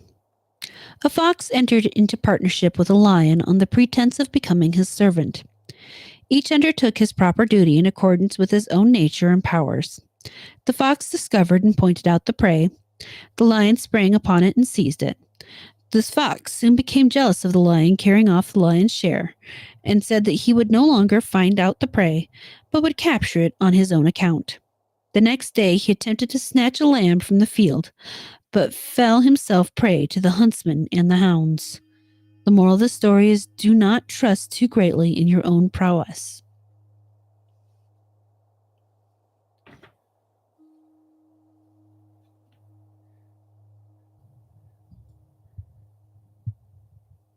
The Fisherman Piping. A fisherman skilled in music took his flute and his nets to the seashore. Standing on a projecting rock, he played several tunes in hopes that the fish, attracted by his melodies, would of their own accord dance into his net, which he had placed below. At last, having waited in vain, he laid aside his flute, and casting his net into the sea, made an excellent haul of fish. When he saw them leaping about in the net upon the rock, he said, "Oh, you most perverse creatures! When I piped, you would not dance, but now that I have ceased, you do so merrily." The moral of the story he achieves most who sticks to his trade. Hey, Jack. Thanks for the raid. How are you doing?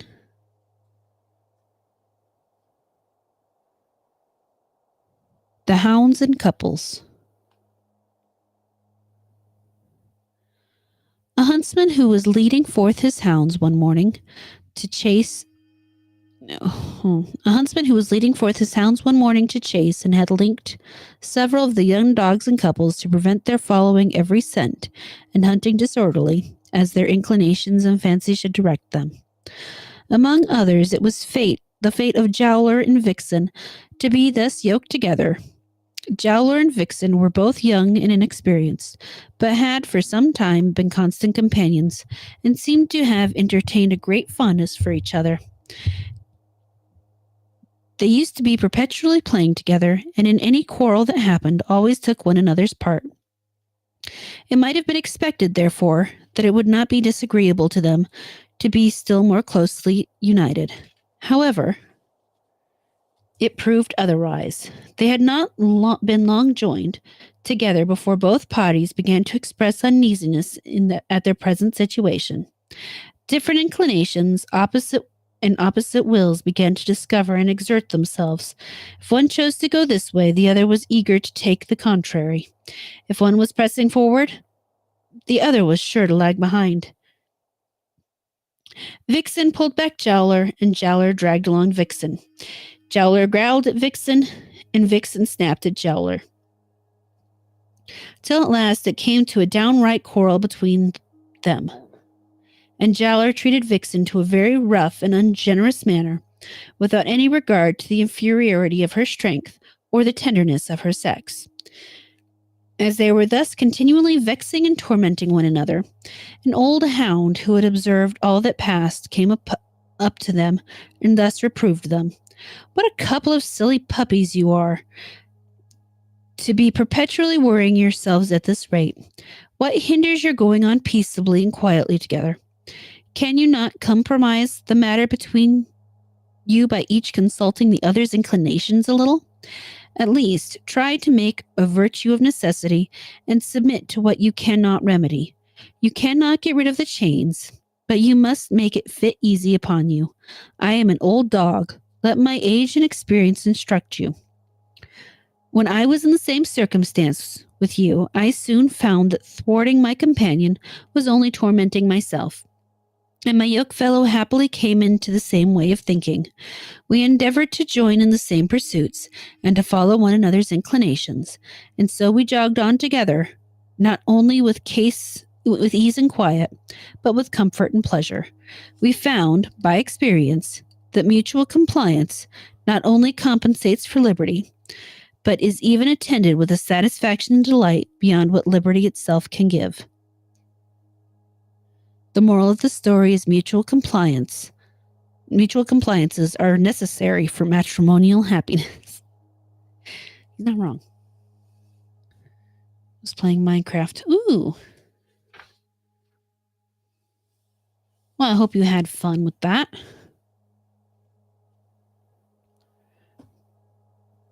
The Lion and the Frog. The lion, hearing an odd kind of hollow voice and seeing nobody, started up. He listened again. The voice continued, and he shook with fear.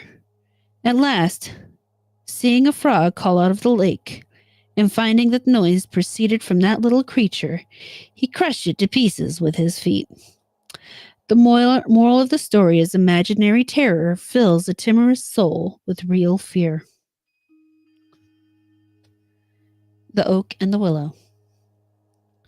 A conceited willow had once the vanity to challenge his mighty neighbor, the oak, to a trial of strength. It was to be determined by the next storm, and Aeolus was addressed by both parties to exert his most powerful efforts. This was no sooner asked than granted, and a violent hurricane arose. The pliant willow, bending from the blast or shrinking under it, evaded all of its force, while the generous oak, disdaining to give way, opposed its fury and was torn up by the roots. Immediately, the willow began to exult and claim the victory. And thus, when the fallen oak interrupted his exultations, callest thou this a trial of strength, poor wretch? Not to thy strength, but to thy weakness. Not to thy boldly facing danger, but meanly skulking from it. Thou owest thou present safety. I am an oak. Though fallen, thou still a willow, though unhurt, but who, except so mean a wretch as thyself, would prefer ignominious life, preserved by craft or cowardice, to the glory of meeting death in a brave contention.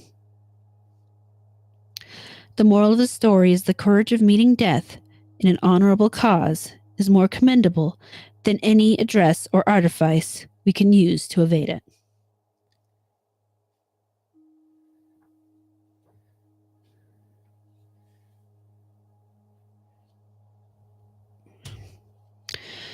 The Eagle and the Arrow. An eagle sat on a lofty rock, intently watching a hare whom he intended presently to pounce upon. An archer, taking advantage of the eagle's carelessness, aimed an arrow at him and wounded him mortally. The eagle gave one look at the death-dealing arrow and saw it carried one of his own feathers. "Bitter it is to die," he exclaimed, "but doubly bitter to have helped speed the cause of my death." The moral of the story is our misfortunes bite the keener when we have brought them on ourselves. The Astronomer. An astronomer used to go out at night to observe the stars. One evening he wandered through the suburbs with his whole attention fixed on the sky. He fell unawares into a ditch. While he lamented and bewailed his sores and bruises and cried loudly for help, a neighbor ran to the ditch and, learning what happened, said, "Hark ye, old fellow, why, in striving to pry into what is in heaven, do you not manage to see what is on earth?" The moral of the story is do not overlook the ordinary for the wondrous.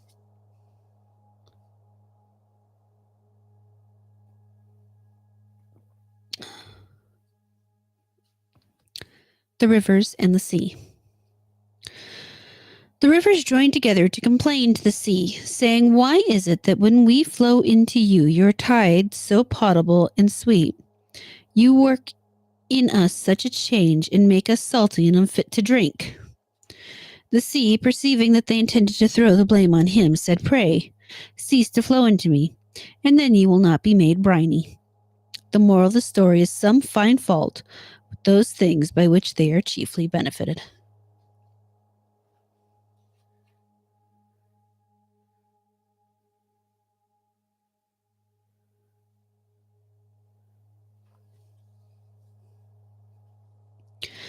The Cormorant and the Fishes. A cormorant, whose eyes were so dim with age that he could not discern his prey at the bottom of the waters, devised a trick to supply his wants.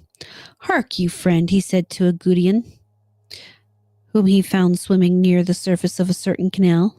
"If you have any regard for yourself or your brethren, go at once and tell them from me that the owner of this piece of water means to drag it in a week hence." The Gudgeon immediately swam away and made his report of this terrible news to a general assembly of the fishes, who unanimously agreed to send him back as their ambassador to the Cormorant. He was to return their thanks for the intelligence, and to add their entreaties that, as he had been so good to inform them of their danger, he would be graciously pleased to put them into the way of escaping it.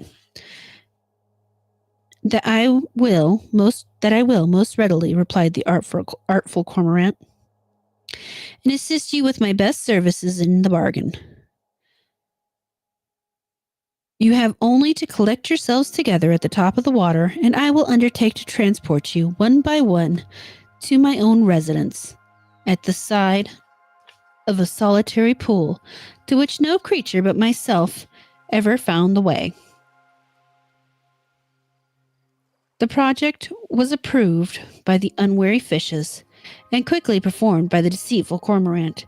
When he had placed them all in a shallow piece of water, the bottom of which his eyes could easily discern, they were all devoured by him in their turn, as his hunger or luxury required. The moral of the story: it is not wise to trust an enemy or a stranger so far as to put yourself in his power. Right.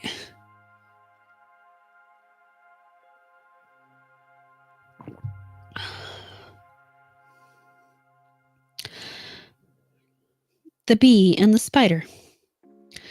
The Bee and the Spider once entered into a warm debate about who was the better artist. The Spider urged her skill in the mathematics and asserted that no one was half so well acquainted as herself with the construction of lines, angles, squares, and circles. That the web she wove daily is a specimen of art imitatable by any other creature. Okay, hold on.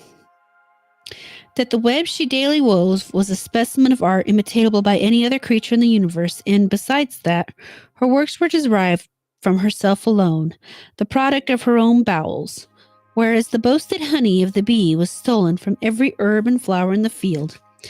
Nay, that she had obligations even to the meanest weeds. To this, the bee replied that she was in hopes that the art of extracting honey from the meanest weeds would at least have been allowed her as an excellence, and that as to her stealing sweets from the herbs and flowers of the field, her skill there was so conspicuous that no flower ever suffered the least diminution of its fragrance from so delicate an operation. Then, as the Spider's vaulted knowledge in the construction of lines and angles, she believed she might safely rest the merits of her cause on the regularity alone of her combs. But since she could add to this the sweetness and excellence of her honey, and the various purposes for which her wax was employed, she had nothing to fear but from a comparison of her skills with that of a weaver of the flimsy cobweb, for the value of every art, she observed, is chiefly to be estimated by its use.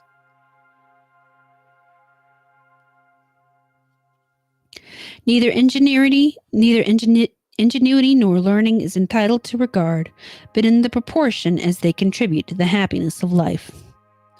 Right, Ogre, that is a very apt comparison.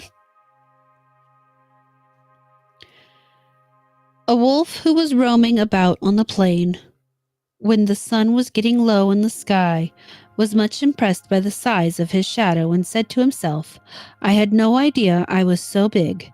Fancy my being afraid of a lion. Why, not he, ought to be king of the beasts." and heedless of danger, he strutted about as if there could be no doubt about it at all about it. Just then the lion sprang upon him and began to devour him. Alas, he cried, had I not lost sight of the facts, I shouldn't have been ruined by my fancies. The moral of the story is self-importance is usually self-deception. The Two Springs. Two springs which issued from the same mountain began their course together.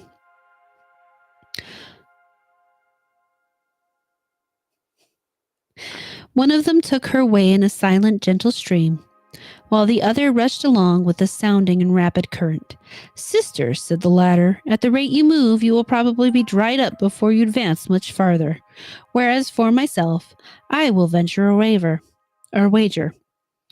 Within 200 or 300 furlongs, I shall become navigable, and after distributing commerce and wealth wherever I flow, I shall majestically proceed to pay my tribute to the ocean. So farewell, dear sister, and patiently submit to your fate. Her sister made no reply, but calmly descending to the meadows below, increased her stream by numberless little rills,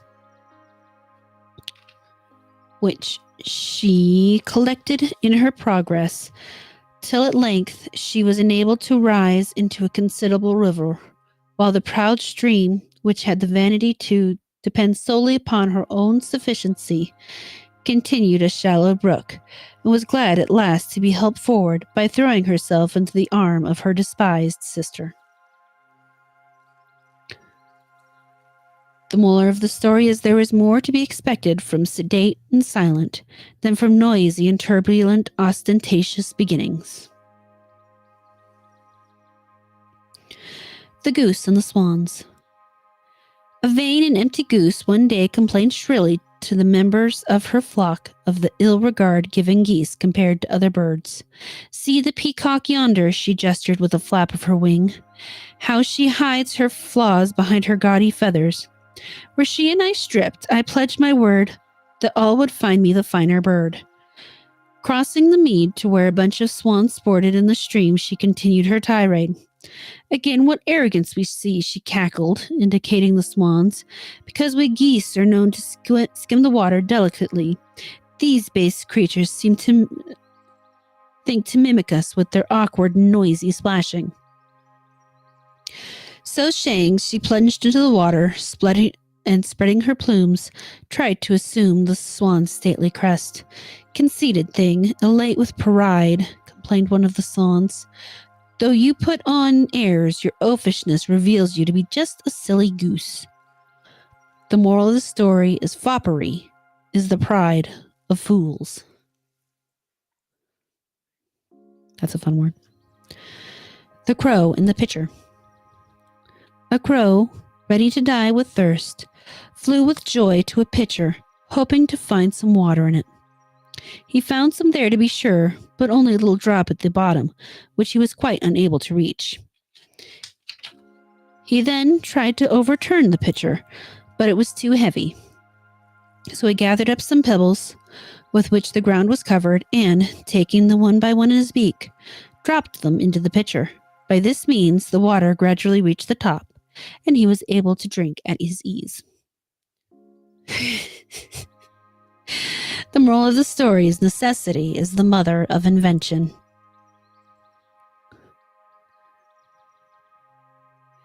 The Eagle and the Owl. The eagle and the owl, after many quarrels, swore that they would be friends forever, and that they would never ever harm each other's young ones. But do you know my little ones? Said the owl. If you do not, I fear it will go hard with them when you find them. No, I have never seen them, replied the eagle. The greater your loss, said the owl. They are the sweetest, prettiest things in the world. Such dear eyes, such charming plumage, such winning little ways. You know them now from my description. A short time after, the eagle found the owls in a hollow tree. These hideous, staring frights, at any rate, cannot be neighbor's owl's fine brood, said her, so I may make away with them without the least misgivings. So saying, he made a meal of them.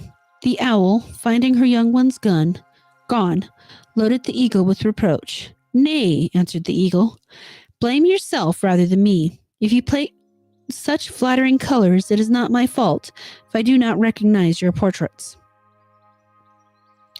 The moral of the story is love should not blind truth.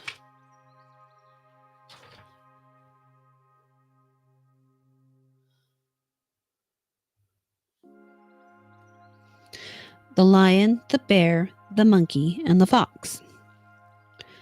The tyrant of the forest issued a proclamation, commanding all of his subjects to repair immediately to his royal den.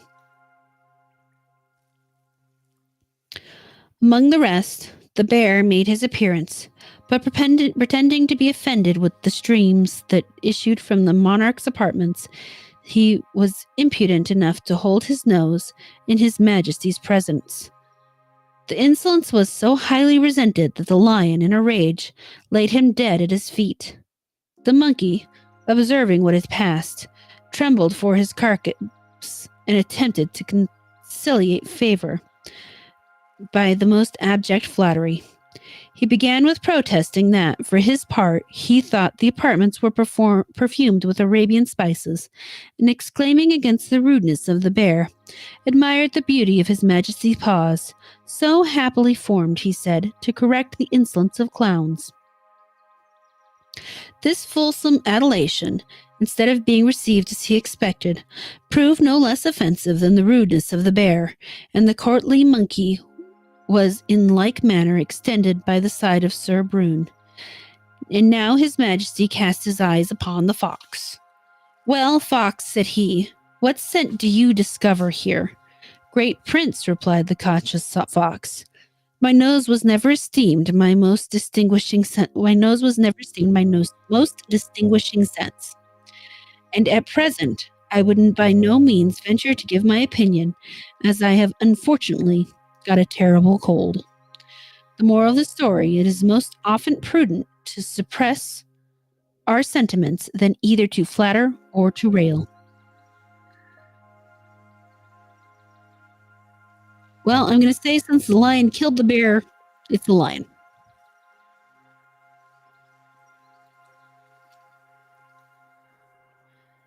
That moral hit you, Dave? The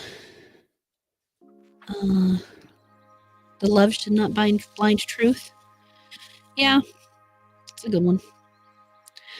The frog and the hen. Oh my God, I'm definitely getting stuffy.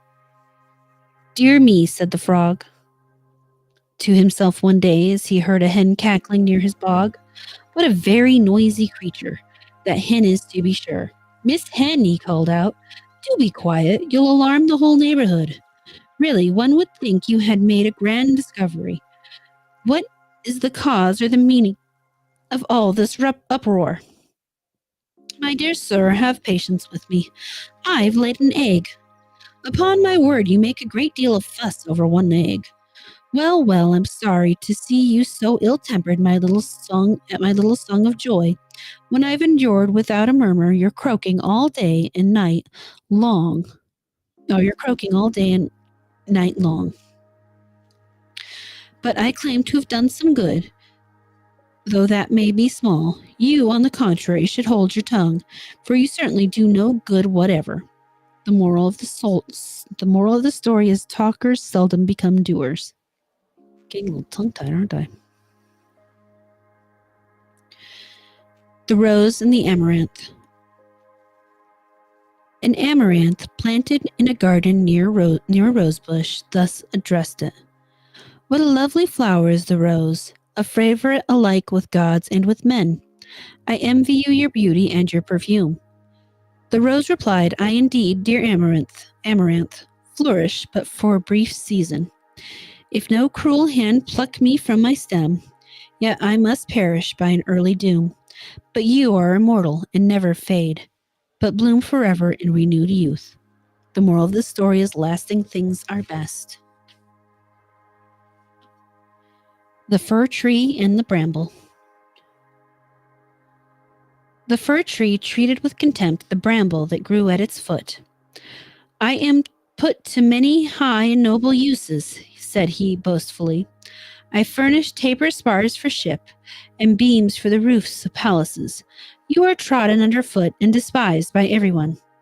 You talk very finely now, replied the bramble, but for all that, when once you feel the axe applied to your root, you will wish you had been a bramble.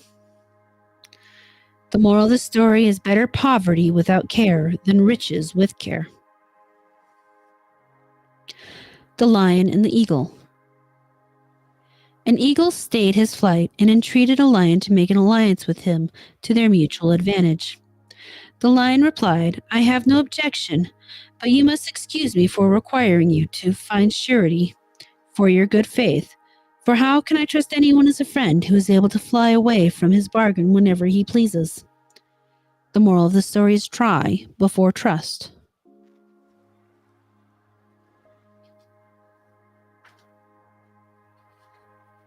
Come on. There we go. The Lion and the Snake. A loudly lion who was seeking for his prey by chance saw a snake basking in the sun. When, being rather sharp set by hunger and disappointed in his object, he, with a haughty air, spurned the reptile with his paws, as not being agreeable to his stomach. But the enraged snake turned on him and gave him a mortal sting, and said, Die, imperious tyrant, let thy example show that no power can always save a despot, and that even reptiles have rights. The moral of the story is the tyrant lays himself open to attack. Minerva and the Owl.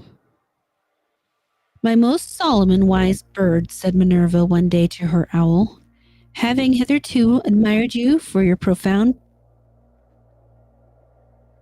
taciturnity, I have now a mind for variety to have you display your parts in discourse. For silence is only admirable in one who can, when he pleases, triumph by his eloquence and charm with graceful conversation. The owl replied by solemn grimaces and made dumb signs. Minerva bid him lay aside that affectation and begin, but he only shook his wise head and remained silent. Whereupon Minerva, provoked with this mimicry of wisdom, commanded him to speak immediately on the pain of her displeasure. The owl, seeing no remedy, drew up close to Minerva and whispered very softly in her ear this sage remark. Since the world has grown so depraved, they ought to be esteemed most wise who have eyes to see and wit to hold their tongue. The moral of the story is sometimes silence speaks louder than words.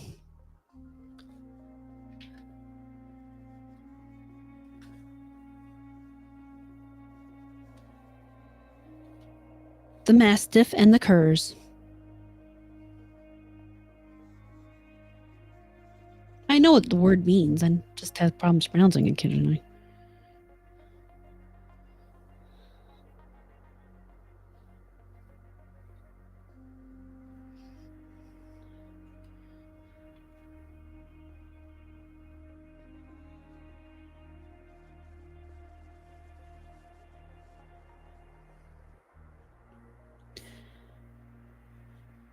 All right, the Mastiff and the Curs. A stout and honest mastiff that guarded the village where he had lived against robbers was one day walking with one of his puppies by his side when all the little dogs in the street gathered about him and barked at him. The puppy was so enraged at this insult that he asked his father why he did not fall upon them and tear them to pieces.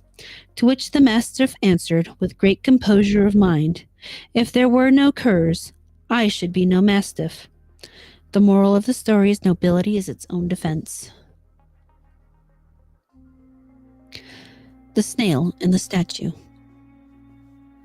A statue of the Medicean Venus was erected in a grove sacred to beauty and the fine arts. Its modest attitude, its elegant proportions, assisted by the situation in which it was placed,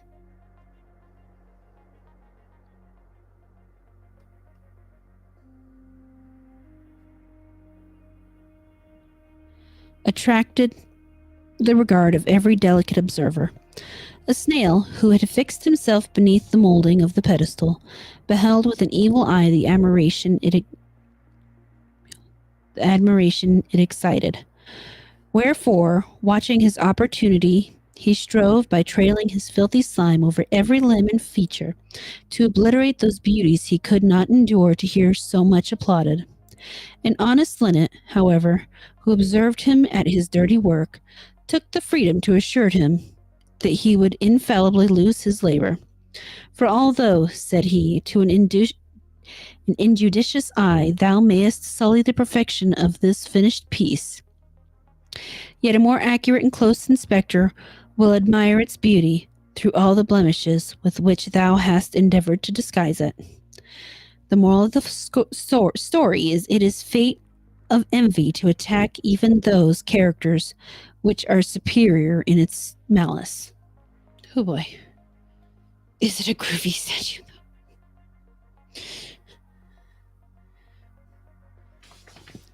No, maybe it is a groovy statue. Yeah, realistically, reading out loud has never been one of my strong suits. For some reason, there tends to... Well, no, I know the reason. I have what's known as auditory dyslexia. So occasionally in my brain, word sounds that make sense to other people don't make sense to me. So phonics is not my strong suit.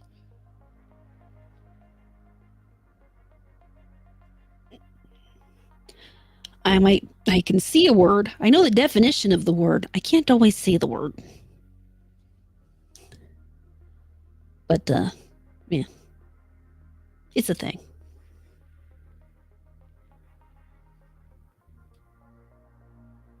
Oh, and I can't spell the word.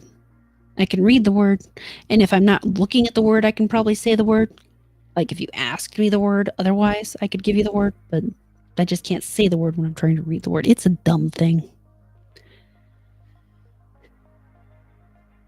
Yeah, I'm almost at 2 hours. I try to read for about 2 hours on Thursdays, so got about 7 minutes. I'll do a few more stories, and then we'll call it a night.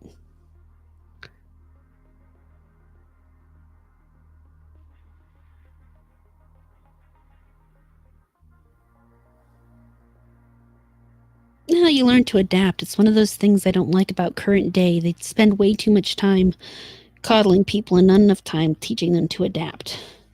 So, but the trumpeter taken prisoner. Upon the defeat of an army in battle, a trumpeter was taken prisoner.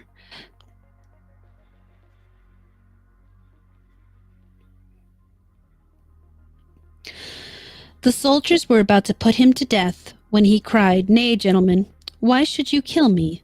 This bawd of mine is guiltless of a single life." "Yes," replied the soldiers, "but with that braying instrument of yours, you incite others, and you must share the same fate as they. Those who aid are as guilty as those who do evil." The Lion and the Bull. A lion, greatly desirous to capture a bull, and yet afraid to attack him on account of his great size, resorted to a trick to ensure his destruction. He approached him and said, "I have slain a fine sheep, my friend, and if you will come home and partake of him with me, I shall be delighted to have your company." The lion said this and that in hope that, as the bull was in the act of reclining to eat, he might attack him to advantage and make his meal on him. The bull, however, on his approach to the den, saw the huge spits and giant cauldrons, and no sign whatever of the sheep, and without saying a word, quietly took his departure. The lion inquired why he went off so abruptly, without a word of salutation to his host, who had not given him any cause of offense. "I have reason enough," said the bull, "but I see no indication whatever of you having slaughtered a sheep, while I do see, very plainly, every preparation for your dining on a bull." The moral of the story is forewarned is forearmed.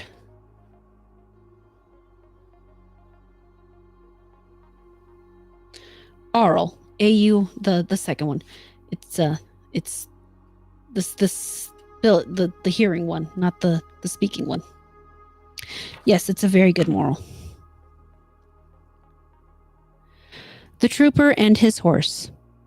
As the trooper was currying his horse, he noticed that one of the shoe nails had dropped out. Yet he postponed for the present striking in another nail. Soon after he was summoned by the sound of a trumpet to join his corps, which was commanded to advance rapidly and charge the enemy. In the heat of action, the loose shoe fell off, and his horse became lame, stumbled, and threw his rider to the ground. The trooper was immediately slain by the enemy. The moral of the story is small duties neglected become great perils. The same thing can happen with your car windshield. So when you get a chip in your car windshield, if you are living in a cold climate, when it gets cold, your entire window will then, well, not your entire window, that chip will then become a nice long crack. So much like the moral of this story, the moral of my story is fix your shit before it gets worse.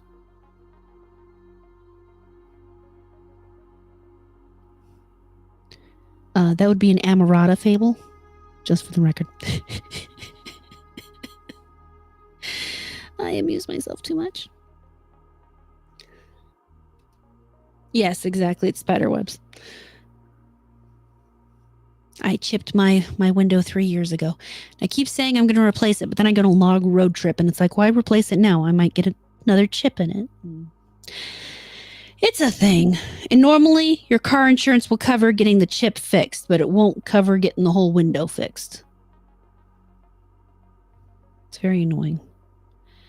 Anyway, the mice and the trap. Once upon a time, some mice saw a bit of toasted bacon hanging up in a very little room, the door of which, being opened, enticed them to fall to work on the dainty morsel with greedy appetites.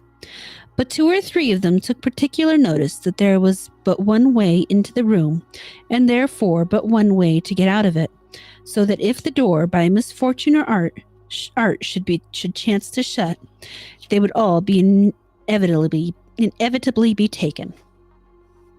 They could not, therefore, bring themselves to enter, but said that they would rather content themselves with homely fare and plenty than for the sake of a dainty bit run the risk of being taken and lost forever.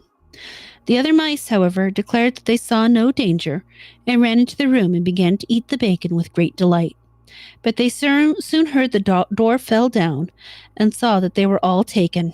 Then the fear of approaching death so seized them that they found no relish for the delicious food, but stood shivering and fasting until the cook who had set the trap came and put them to an end.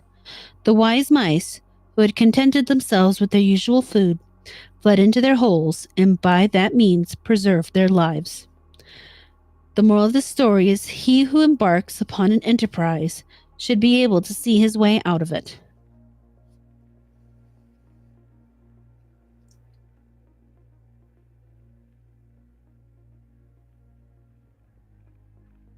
Was Rumble not coming through? I should be seeing Rumble. Oh, crap. I forgot to open the Rumble window. I'm sorry, wrong. I screwed up. And anybody else on Rumble who I have missed, I apologize so deeply.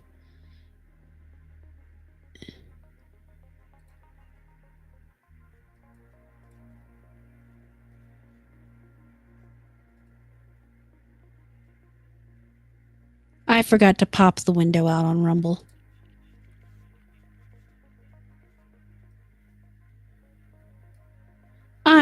Well, thank you. I appreciate it.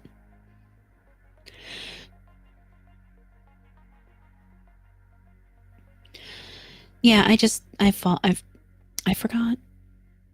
I actually opened it earlier so that I would do it and forgot. I feel terrible now. But thank you for coming over here and saying hi. I definitely appreciate that. I think we'll do these last 2 though, and we will call it a night. My voice is getting a little rough now, as you can tell.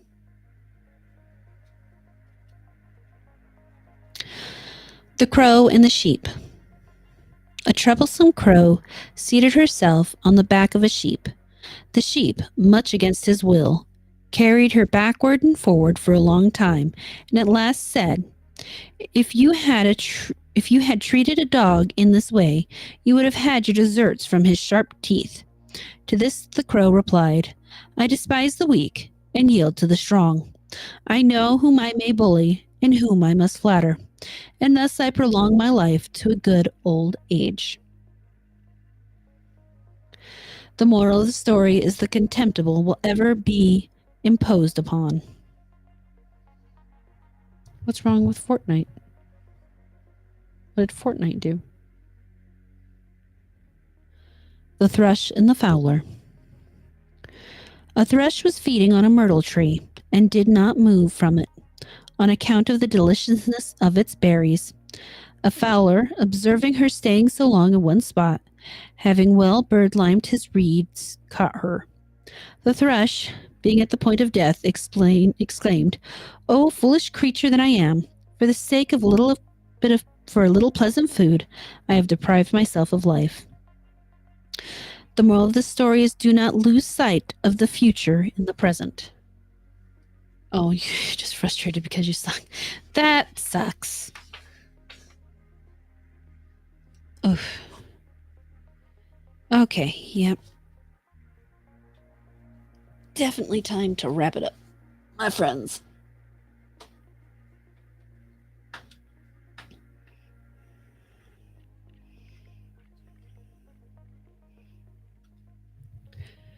Let me get my keyboard back over here. You and me both, Silver. I've played a little Fortnite, but I only like doing that kind of stuff with friends. Never really could get into it competitively or anything like that. Anyway.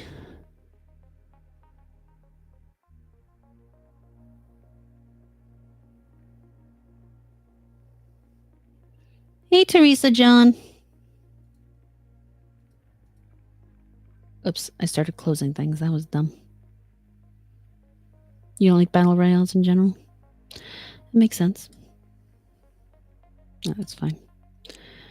Action RPG and Metrovania guy. That's fun.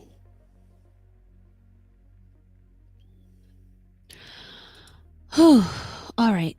Yeah, we're going to wrap up because, I don't know, maybe I'm getting sick. I don't want to get sick. Sick is not fun. But I will be on tomorrow night. I am going to go ahead and buy myself, what's it called? Return to Moria. And play that tomorrow. So, yeah, if you want to come on by for that, I think it'll be fun. At least I hope so. It'll be pretty chill, though. It will be that. We will get back into Baldur's Gate. Just, I don't know. I'm just not quite ready for it now. We're gonna try to do something different Saturday night. Thanks, Teresa. Come back sometime. I'll be on tomorrow night, like I'm saying. Sorry for you to show up and I'm going, but you know how it goes. I hear you with the power of digital best wishes. I appreciate that. But yeah, I'm sure I'll be fine. I just probably need to go. Hope it does, and it should, I think, actually. But we'll find out. I'm almost to 2,000 hours for those of you who are curious. I'll double check the updated numbers right now. I should be just about there over on the YouTubes. Yeah, I'm at 1,887 hours. So I need just a little over 1,100 hours to get to that 3,000 hour mark. So, but we're getting there slowly but surely. No, thank you, Teresa. I appreciate that, though. Well, you can follow me on Twitter. I don't know if I have anything like that over here. Do I? I don't remember. to go live? I'm on my computer.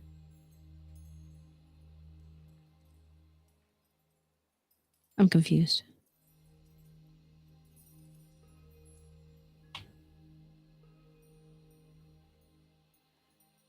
I don't remember if I have. Do I have that? I need to check Kick because I should have my link tree up there somewhere. I don't remember, but I will check that, Teresa. You too. Thank you. Sweet dreams. But no, Metastep, I am live on my computer. I'm working towards getting memberships on YouTube. So that's what I need the 3,000 hours for. Almost there. We'll be there soon. I would bet by the end of the year, we'll get there. I need to get some videos or something. I need to get that figured out. But that's something I'll go sit and stew with for a while. Again, y'all, Sunday, I don't know what's going on. But yeah, Darylyn and I are going to try something new this Saturday. We'll see how that goes. Thanks, Teresa. I think that's about it. So, y'all have a very good night. I will catch you later. Oh, come on. Oh, damn it. I clicked too much. I appreciate y'all being here. Oh, yeah. Yeah, I haven't tried to go live from my phone on YouTube yet. It's an interesting idea. Eventually, someday. But yeah, you only have to... Hey, Nick. Yep. I'm sorry, I'm very ADD at the moment. But yes, everybody rest well. Sweet dreams. Thanks for being here. And I'll catch you later. Good night.